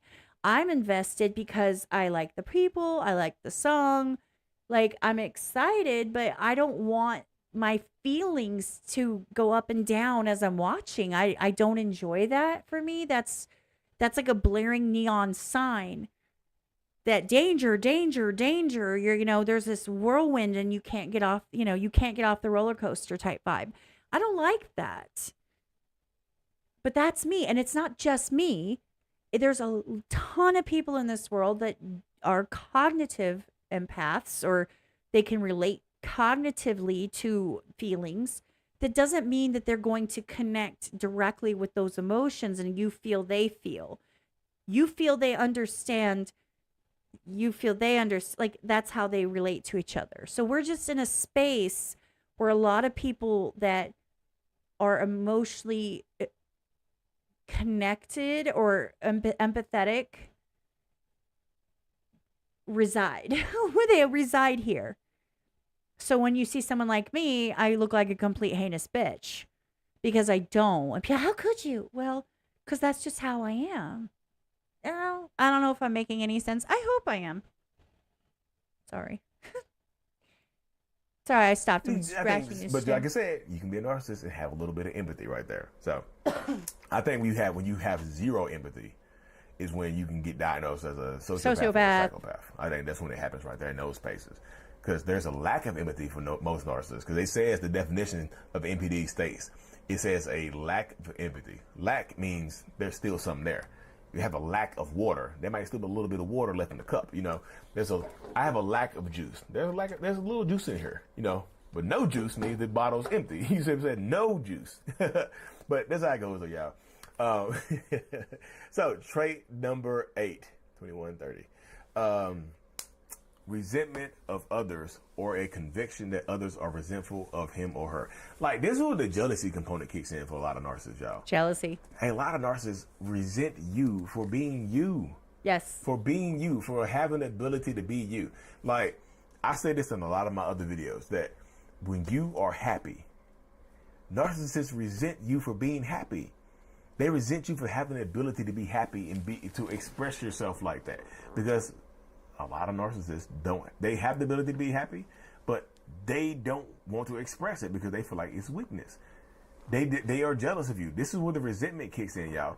Especially if if you get a narcissist, right, that comes from like humble beginnings or lack of resources or something like that, and you were born like what's the term, with a silver spoon in your mouth, or you came from you didn't struggle growing up, right? They resent you for that. They resent you for how you were raised. You were raised like this. How dare you? Like, they feel like you didn't earn anything in your life. So that's why they resent you for your accomplishments. You only got that because you were born over here. I had to struggle and fight for everything I have. You were given everything. They will resent and just diminish and invalidate everything that you do because they're jealous of you. Okay, let me just... I'm going to throw this out there into the universe, and I know I'm going to catch a lot of flack. If anybody gets this far in the video and then they give me flack, then, they're more than welcome to. Who do you know as a general group of people? There are multiple, by the way. There's multiple examples. It's not just one, so it's not just one. Who believe that they're entitled to things just because they are who they are. They've not accomplished anything. They have not earned it. They've done absolutely nothing except exist. Therefore, they are owed. And they resent anyone that is doing well in that same, whatever the space may be, because they aren't. Can you think of any groups of people who behave in this manner? Now, the reason I am saying this is not saying every single one of them is a narcissist. That's not what I'm saying. This entitled, self-serving behavior is cheered mainstream. It is encouraged mainstream. It is approved mainstream. It is pushed and accepted and allowed and encouraged mainstream on social media and things, overconsumption behavior, entitlement behavior, where people are like, how dare this person have something that I can't? Like that type of behavior, identity behavior, through traits that you have no control over, no accomplishment, nothing whatsoever. You are just suddenly owed something just because of something that has literally nothing to do with you as your accomplishments or your success as a person. That type of thing. So there's a lot of different ways this can be applied in mainstream. Just saying. Jealousy runs rampant and invalidate everything that you do because they're jealous of you. Jealousy runs rampant with narcissists, y'all. Just jealousy and envy. Like sometimes they want to take what you have, They don't want to just have it because they feel like they deserve it. They want to take what you have because they resent you for having it. They resent you for having empathy. They resent you for having friends. They resent you for having a close relationship with your family, But this is the flip side of that. It says a conviction that others are resentful of him or her. Like a narcissistic person thinks that you resent them for being them. They think you are jealous of them. Like this is the delusions right here. We always like the delusions and the paranoia kick in right here. We always feel like we're being watched, right? We always feel like somebody's watching us or somebody's out to get us and whatnot. So that hits us in the head. It really does. Like we always feel like there's a set of eyes on us. So we are always behaving in a certain way, right? We're always acting in a certain way. We're always moving like people are jealous of us. That's why you get a lot of narcissists, y'all. When they do have the resources, they have to shine. They have to try to outshine everybody. Some of them want you to be, let's be real. Some of them want you to be jealous of them. Some of them want, because your jealousy and your envy, your resentfulness, it empowers them. They live for it. Some of them absolutely live for it. They live to make you resentful. They live to make you jealous. They live for it. So that happens a lot, y'all. Like I said, we always think eyes are on us. So y'all hear a lot of my videos. I say, I used to feel like I was alone when I'm in a group of people. When I was growing up, when I was inside a big group of people, I used to always feel like everybody was watching me. But I feel like I was alone, but all eyes was on me for some reason. I always feel like I stood out. Again, I could be in a crowd of people who look exactly like me, but I feel like I would stand out in some way, shape, or form. I always felt like that. But yeah, that's it right there, y'all. So the last trait, number 9. This is the longest video I've ever done on YouTube, y'all. The longest one I've ever put up, other than a live video. This is the longest one, which is kind of wild. A display of egotistical and conceited behaviors or attitudes. Ego. I got a big ego. Ha ha ha. Yes. Huge egos. Narcissism is a diagnosable mental health disorder. It is narcissistic personality disorder, NPD. It is absolutely a mental health illness. It is a mental health disorder. It is diagnosable. It is incurable. With therapy, people become self-aware and find ways to deal with it so that they are tolerable and that they don't hurt others. But it absolutely is a mental health issue. And the only problem is the reason people aren't diagnosed is because they don't think anything's wrong, because they think that they're perfect the way that they are, and so they don't go get seen. And they don't care enough about other people's feelings to listen to them when they say, hey, you really should go talk to someone. And when they do go talk to someone, they think that the counselor has nothing to teach them, that they're going to teach the counselor. So you can't win. Do you see what I'm saying? So we're almost done with this. This is a really, really, really, really long video, you guys. He only did 28 minutes. I did a lot longer because I talk a lot. So this is where the difference between a lot of covert and overt narcissists kick into play. Okay, I'm gonna put an asterisk right here. This is from personal experience. I told you I was gonna put my personal experiences into this video, and I meant it. Everything that I do in this live stream is I'm gonna put some personal experience into. My ex is what they would consider an overt malignant narcissist. There is a specific definition for that. Overt means in your face, and covert kind of means they're a little bit more subtle. Malignant means that they're dangerous. That's how I define it. I know that it's an official term, and I can go into that later. I don't know if it's going to be today. Group sessions are absolutely not helpful for narcissists because then they're put on the spot. They feel attacked and they feel ganged up on, and they do not handle that well. That is one of the worst ideas ever. Convincing them to go and finding someone that they actually might listen to, they won't do it with an audience. They absolutely won't do it. If you met a group session with other like narcissists, they're still going to feel like they're on the spot. So they're not going to sit in there and go, maybe this is me. They're going to go, wow, these people have a lot of fucking problems. What's wrong with them? They don't get it.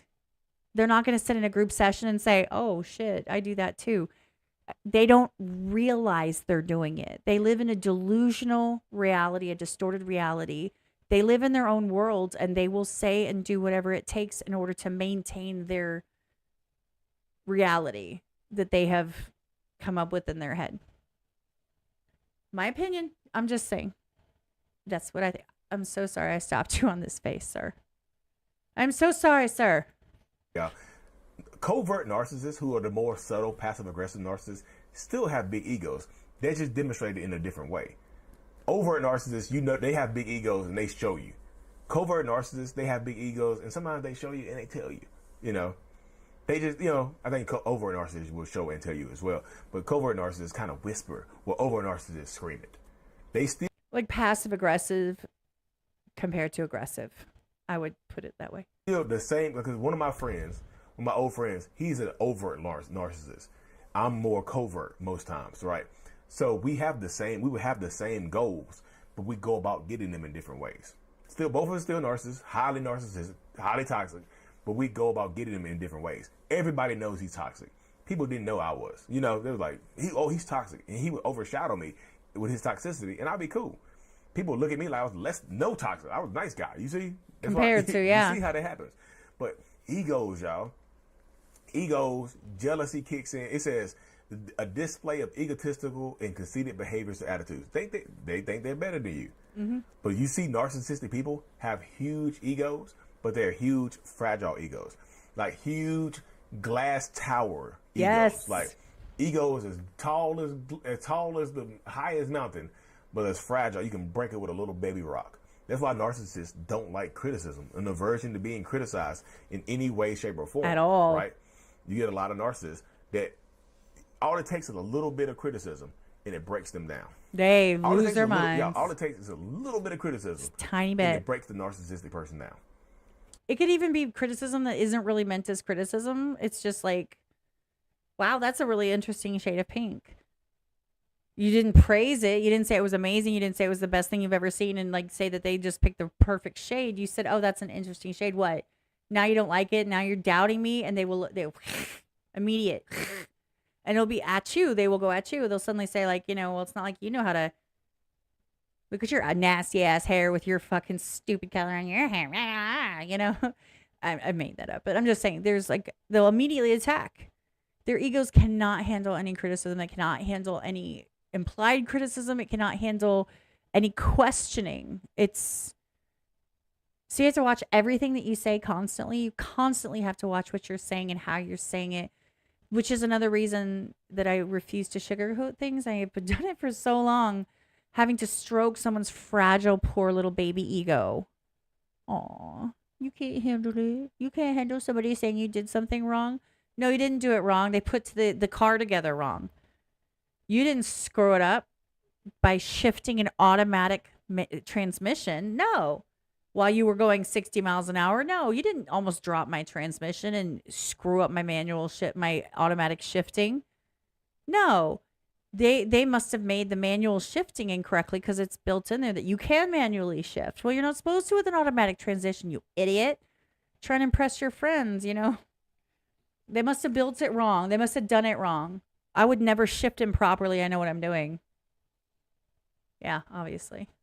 By the way, I had to manually shift that stupid fucking car until I got to Texas. It was horrible. It would go into like neutral on the highway while I was driving cross country to move here. Really good times. Good times. A little bit. You criticize them, you hurt their ego, they'll lose their damn minds. They attack you. They try to come at you. They rage out on you. They start stalking you, harassing you because you hurt their ego. You did something small to them, and they take it in a major way. They have these big egos. They have these grandiose egos. You feel like they're the most confident people in the world, but they're fragile people that are easy to hurt. How do you hurt a narcissist? Criticize them a little bit. Tell them that they're not. Tell them that they're not as good as they think they are. That's all it takes, y'all. It's not very hard to hurt a narcissist's feelings. It really, really isn't. That's why I tell people, y'all. It happens all the time in these spaces. It happens all the time in these dynamics and whatnot, y'all. So, I hope this video brought you some clarity, brought you some peace. I got all this information from it's called Theravibe. I put the link in the comment section or the description, y'all. So y'all can just click the link and go get more in depth about narcissistic personality disorder, DSM-5, 301.81, F60.81. Anyways, y'all, if you made it this far, thank you for making it this far. Like and subscribe for more, and of course, mental illness is out. Peace. Thank you so much for making it to the end of my video. He's a good person, good people. I absolutely love his content. I respect him immensely for all the things he's trying to do. He's been in therapy for a long time to address his own issues and things of that nature, which I think is awesome. I personally don't go to therapy. I don't think there are therapies for every single person in this world. I can understand why he would consistently need input as to the things that he's thinking and how he's addressing things, and someone to kind of bounce ideas off of and say, hey, did I screw this up? But anyway, please go check him out. When I do repost this, or if I just leave it as the live stream, I'm going to put the link down below to go click on his content. Go check some of it out. It's really interesting. People send their, I had a brain fart. People send their like personal stuff and he comments on it. He's on all of the platforms under Mental Healness, HEALNESS, Mental Healness. His name is Lee. Definitely, I mean, you don't have to tell him I sent you. Not like he would notice. He gets plenty of comments, but I definitely hope you check him out. And I will definitely link it down below. At least give him a watch. Watch one of his shorts or videos or something just to check it out. And if it's not for you, it's not for you. That's fine. But yeah, I respect him a lot. I found him a couple of years ago. And I've watched some of his content. I watch it if it runs across my feed. If anybody knows me, they know I don't scroll. So anyway, that's the end of that part of the video. I'm going to do something fun. Watch. I'm going to show you something. Watch. I'm doing this on purpose, y'all. Okay. And I'm going to do it again. There's a reason. So when I edit, I'll see a big yellow spot, and then I'll know that's where I cut it. So I was reading your comments. Mom said you don't need me there to tell you all your shortcomings. Yeah, because, why would it be about her? Because she's perfect. She did everything right. She does everything right. It's got to be about you, and, it's always everybody else is a problem. They never want to accept responsibility. They never want to accept liability for their actions. There's always an excuse. There's always a reason. And if you question it too closely, then they will attack. So I'm going to pull up something else before I get off of here.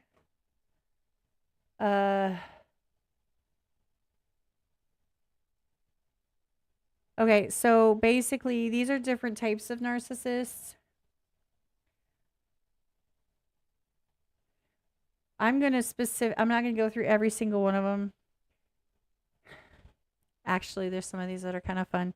So, like, did you know there's a generational cultural narcissist? That is a thing. Intergenerational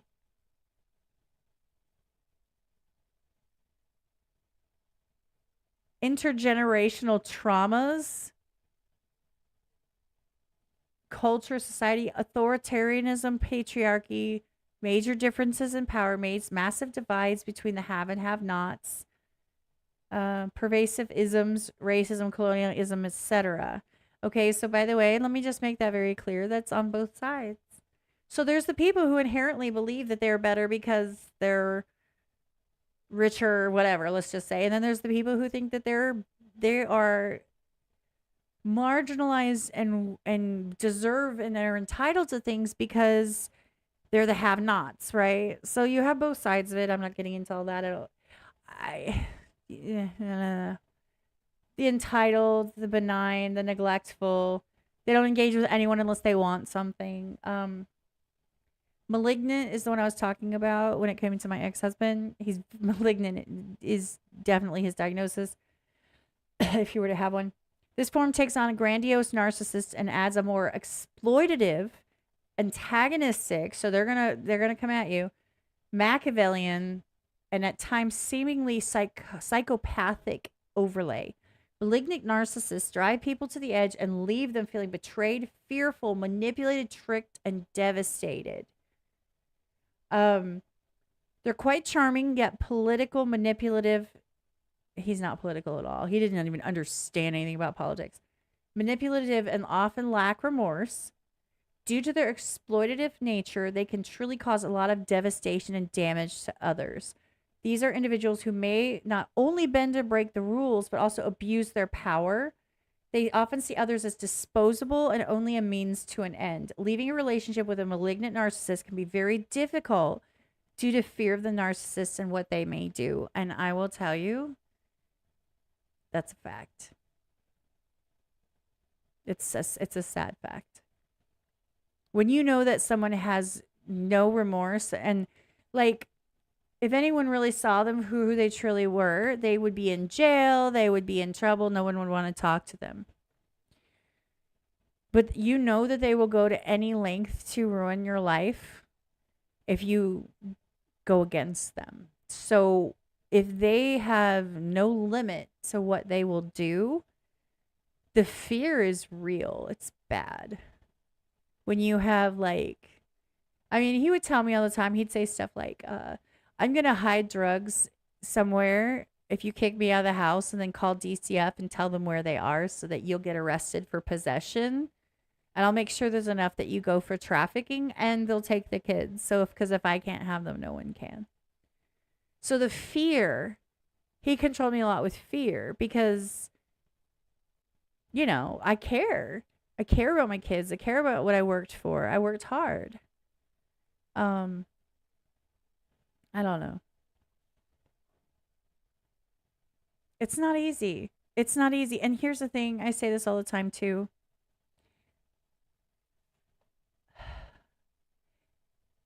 I understand tough love, and I understand, you know, some people, they have to cut people out of their lives because, you know, they just cannot,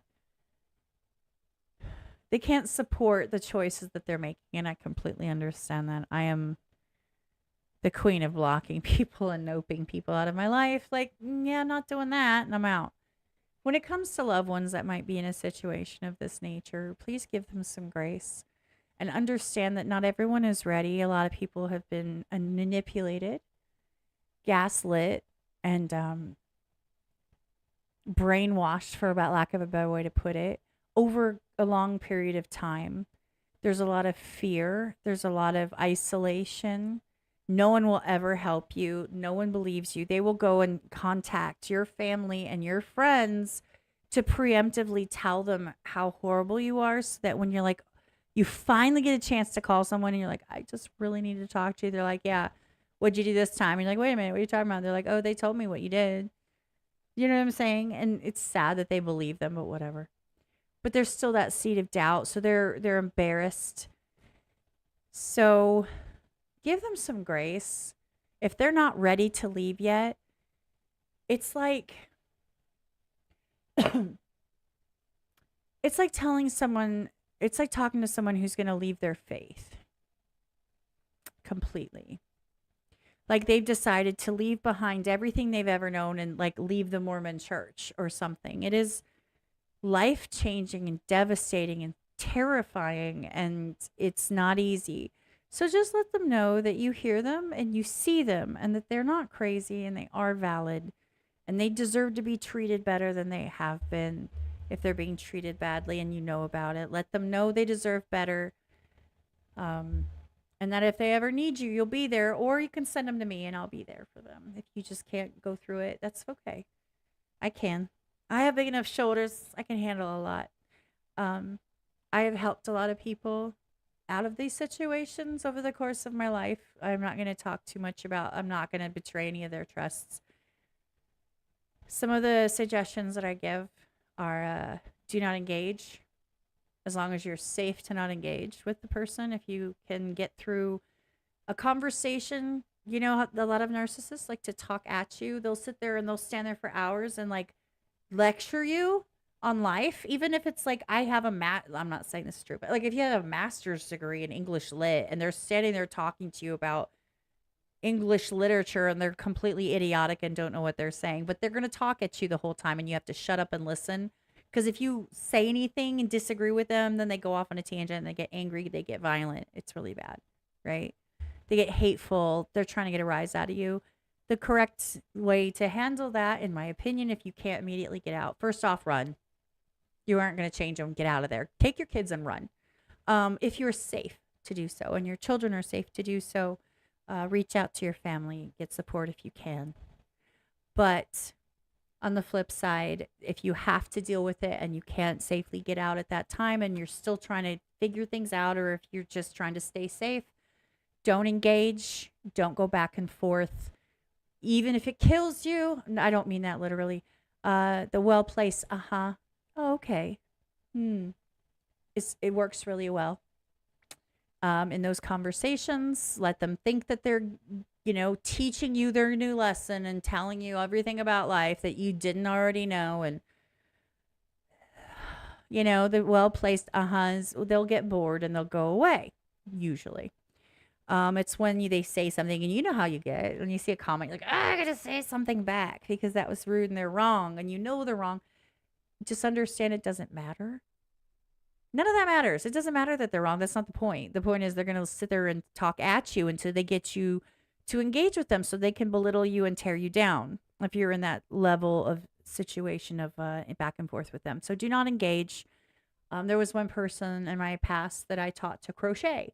So instead of staring at the person who is berating you and lecturing you as if they're an expert when they're not, while they're standing there doing that to you, your focus is not watching them. So they don't have the center of attention. It gets them used to not being center of attention the whole time. Okay. So they're crocheting, they're looking down. So they're not making eye contact. Okay. So they're, oh, you're rolling your eyes, or, oh, look, they're really engaged in what I'm saying. You're not acknowledging and you're not engaging with whatever the hell they're talking about. Okay. And I'm talking, if you know, you know. So if this applies to you, you will understand what I'm talking about. You've been through these discussions. You know what I mean? And you see the look on my face? It's despicable. Hours and hours of my life wasted listening to somebody fucking talk about stupid shit they don't understand. Anyway, don't engage. I taught them to crochet. So they're looking down while they're like, blah, blah, blah, blah. Oh, well, blah, blah, blah, this person, they don't know what they're talking about. Blah, blah, blah. And you're like, huh? So what happens is you're focusing and you tune them out. So what a lot of problems is that people are like, that's not what happened. That's not true. That's not how it went. And then there's an argument. And so then you're back and forth and you're engaging. Stop it. Stop it. You don't need to be right. They sure as shit don't care if you're right. They assume that they're right. And even if they're wrong, they don't care. You're never going to prove a point. You're never going to get through. You're never going to change your mind. You're never going to make anything different. Stop trying to. Stop. Don't engage. Once you teach yourself to not respond to those digs that really get under your skin and drive you crazy and make you go, that is not what I said. Do they care that that's not what you said? They don't care. They don't care. It has nothing to do with if that's what you said or not. It's the fact that them saying that you said it gives them justification for whatever bullshit's coming out of their mouth next. You responding and say, that's not what I said. Now we're going to go back and forth over these little bitty nitpicky details. They're going to go take part of your sentence and twist it on you. They're going to trip you up over your own words. Don't engage. Don't do it until you get to the point that you're numb. When you realize just how much time you're spending with this incessant verbal diarrhea. Ignorance coming out and stop. And once you get frustrated and you're sick of it, you'll stop caring. Once you go numb, you're ready to go. And once that happens, reach out. Get help. When you're rational, not when you're in the middle of a fight, unless you're in danger, that's different. If you're in the middle of a fight and they're in the background and you're like, blah, blah, blah, and they're like, blah, blah, blah, and somebody's on the phone like, the fuck is going on? Try to be as rational as you possibly can. Do not engage. And when you can, if you are safe, get out. Run. That's my advice. I hope it helps. I hope it helps somebody that needed it. It's at the very, very, very, very, very, very end of this live stream. So I might cut, I don't know. You guys think I should cut that part out and post it separately? I just want it to be in the universe in case someone is like desperate and Googling and find some keywords for the title that might trigger a search, and maybe they can see it and maybe it can help somebody. One person, it makes it all worthwhile. One person that gets some confidence or strength or will to do something different or think about something differently or hope. One person is worth years of being on this channel. If I can help one person legitimately and honestly, that's all I care about. Yeah, I'd like to help more people, but that's all it takes. It makes everything worthwhile. Because when you're in that situation and you are trapped, you feel you're isolated and you're alone and you feel like nobody understands and everyone would make fun of you and people would be so, you're going to be so embarrassed and people are going to just, how the hell, and you know how many times people say, I don't understand how you could put up with that. How would you deal with that? How did you let that happen? Why did you stay?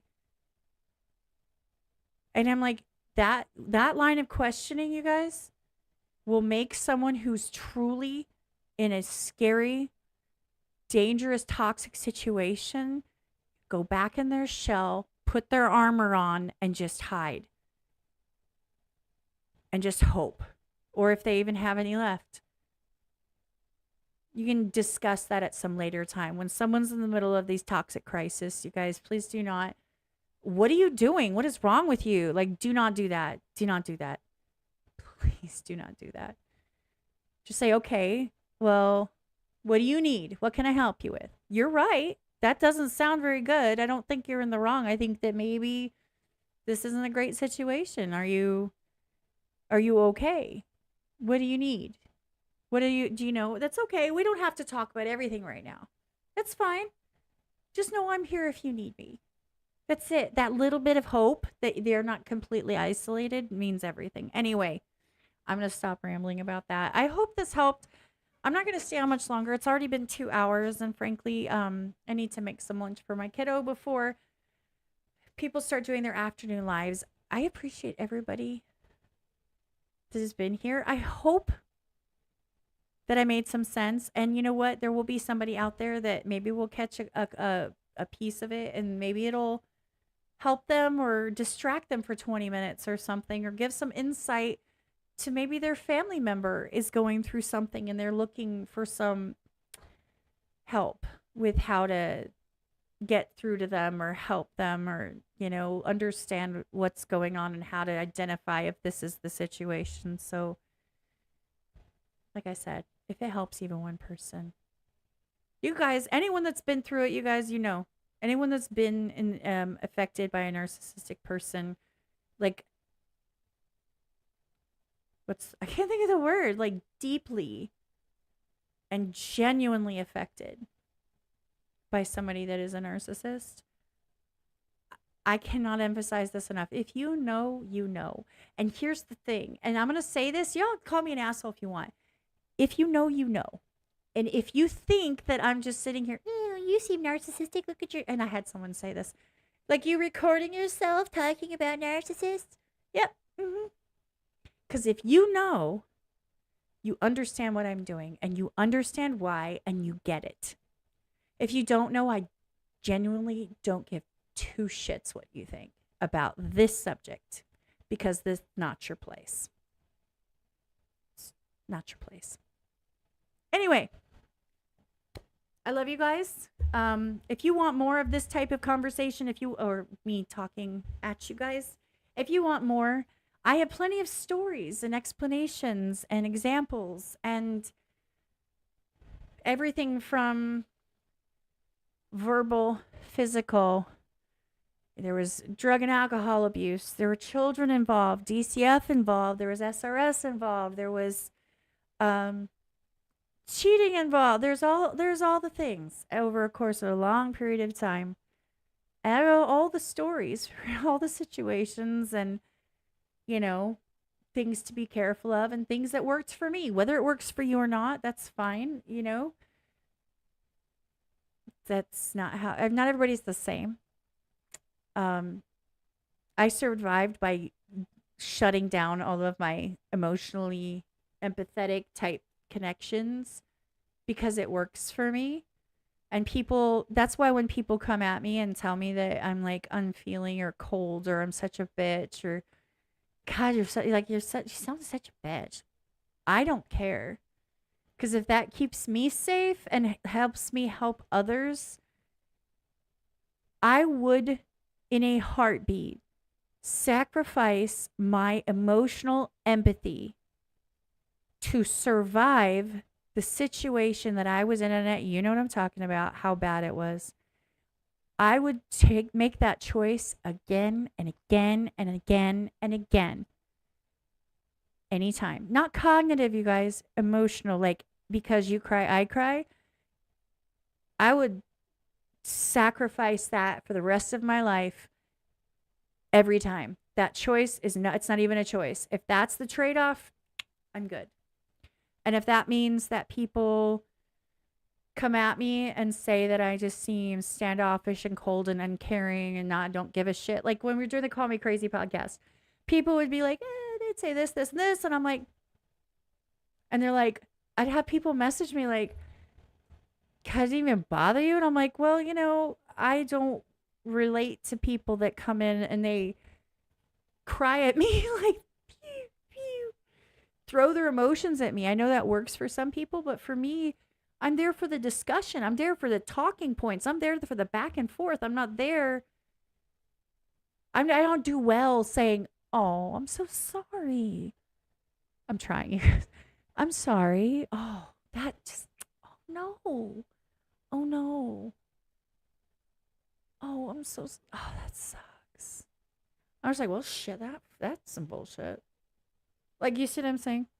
So I get shit for it constantly. I would still make the choice to trade my freedom for my emotional empathy. I'm okay. So when people are like, well, you just seem really... That's why I say I'm not the one. As a moderator, I'm not the one. Because you ain't pulling my heartstrings, baby. It ain't happening. You think that because you say you're nice, that I believe you? Give me a fucking break. Methinks you protested too much. That's a whole other subject. That's on a short too. Anyway, so I think I am done rambling. I apologize. Oh, fun fact, I just got the reason I kept looking at my phone, I was getting call after call after call. It was somebody at the gate to deliver something from Walmart, and I had put the gate code and they just didn't know what it was. So they were calling me and I'm like, I'm not answering that. So I just texted them back and I said, here's the gate code. And so I have dirt and I ordered petunia seeds.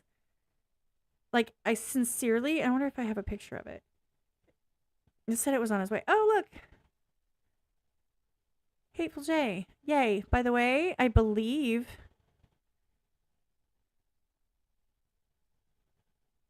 I don't know if it's going to be live or not, you guys. Hateful J and I next weekend. It'll either be a video or a live stream. I haven't decided yet. I'll let you guys know as soon as I do. Casey, it's been 2 hours, bruh. 2 hours. I'm trying to show you guys the seeds. Hold on. You've been lurking. I appreciate you, man. I was talking to Casey right before I went live.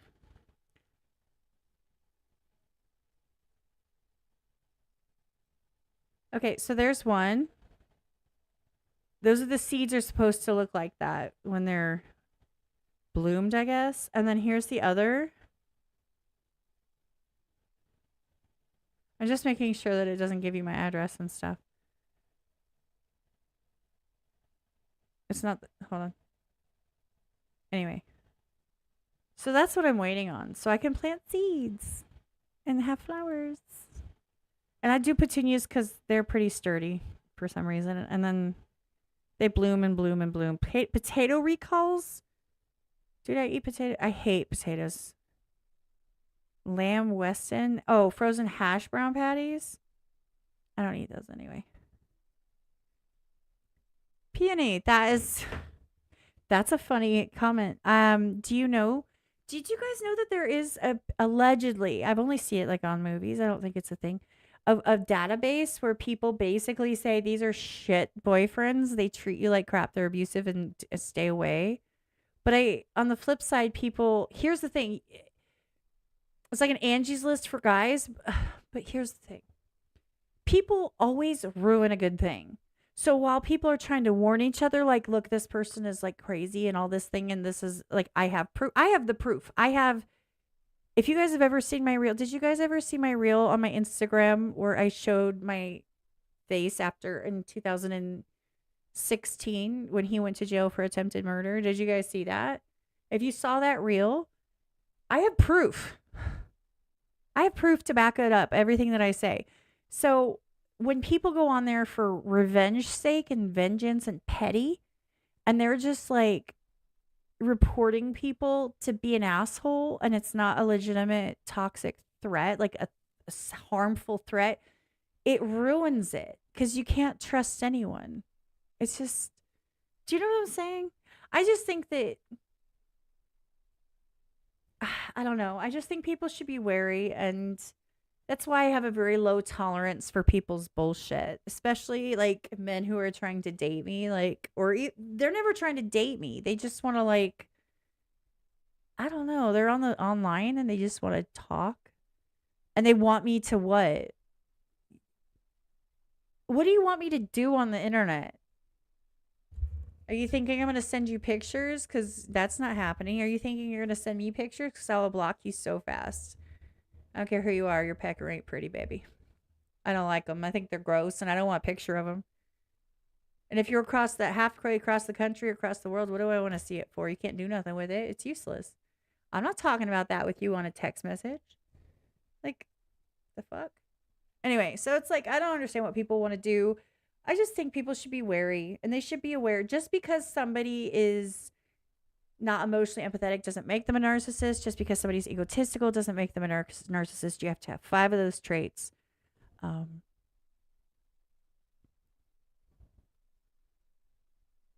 Sorry, I'm reading your comment. There's contact tracing for the people with COVID-19. Why there's tracing for narcissists? No, that's true. Well, that's like I said earlier. It is pushed and encouraged and approved mainstream.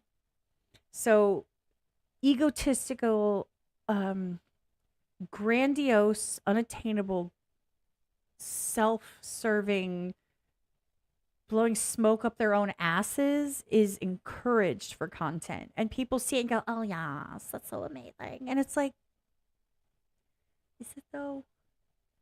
Is that really what you want to encourage? But here's the thing, it's entertaining. And I'm not faulting anyone for having entertaining content, but here's the thing. Stop encouraging it. I mean, it's just one person who doesn't encourage that type of behavior and click the like for it, but I just can't promote it. I just can't, you guys. I don't know. Anyway, I think I've talked enough. I might cut that up. I might leave as is. I don't know. If you guys have any other topics or questions, if you want me to talk about this type of stuff more often, if you want me to give stories or receipts, or if you have questions or if you want advice, I'm not a medical professional. I know nothing about. I mean, I am a medical professional, but not that type. I'm happy to help.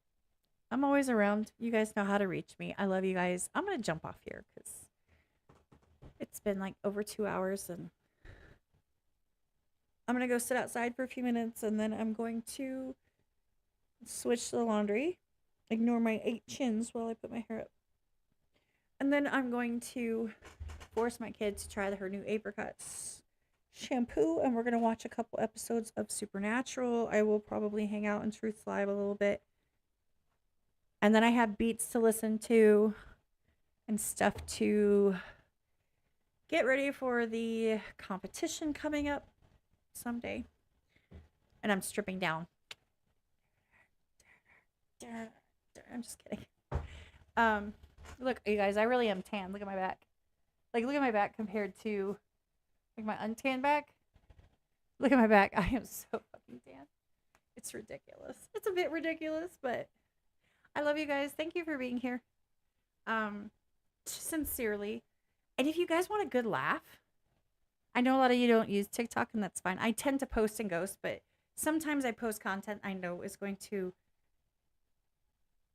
piss people, not for rage bait, but it's like I still feel the need to say what I want to say because I believe it needs to be said.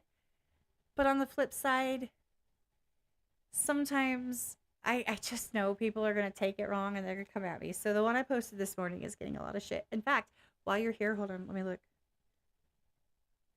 I love getting refunds from Walmart for 91 cents. They're like, it's 91 cents. I have 18 notifications.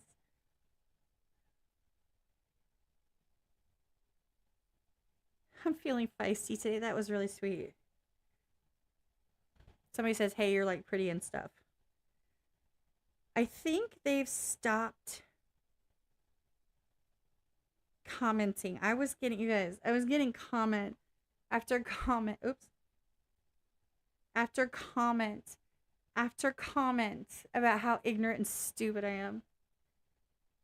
How dumb I am, and I don't know what I'm talking about. And I should stop using my brain because I don't know how to use it right. And then this person was really funny because they're like, well, $10 for you, it has a bigger impact or less impact than $10 for someone who makes less. And I'm like, bitch, you don't understand. I don't even make 50 grand a year. In fact, I don't even come close. So say something else, like you know me. Bitch. Sorry. Anyway, so I'm gonna get off here. I love you guys. I appreciate you. Thank you for being here again. I'm gonna try and go live a little bit more consistently, and I'm gonna try and have a topic so that way I'm not just like sitting here looking silly. Right? I don't want to look silly, but I hope you have a good day.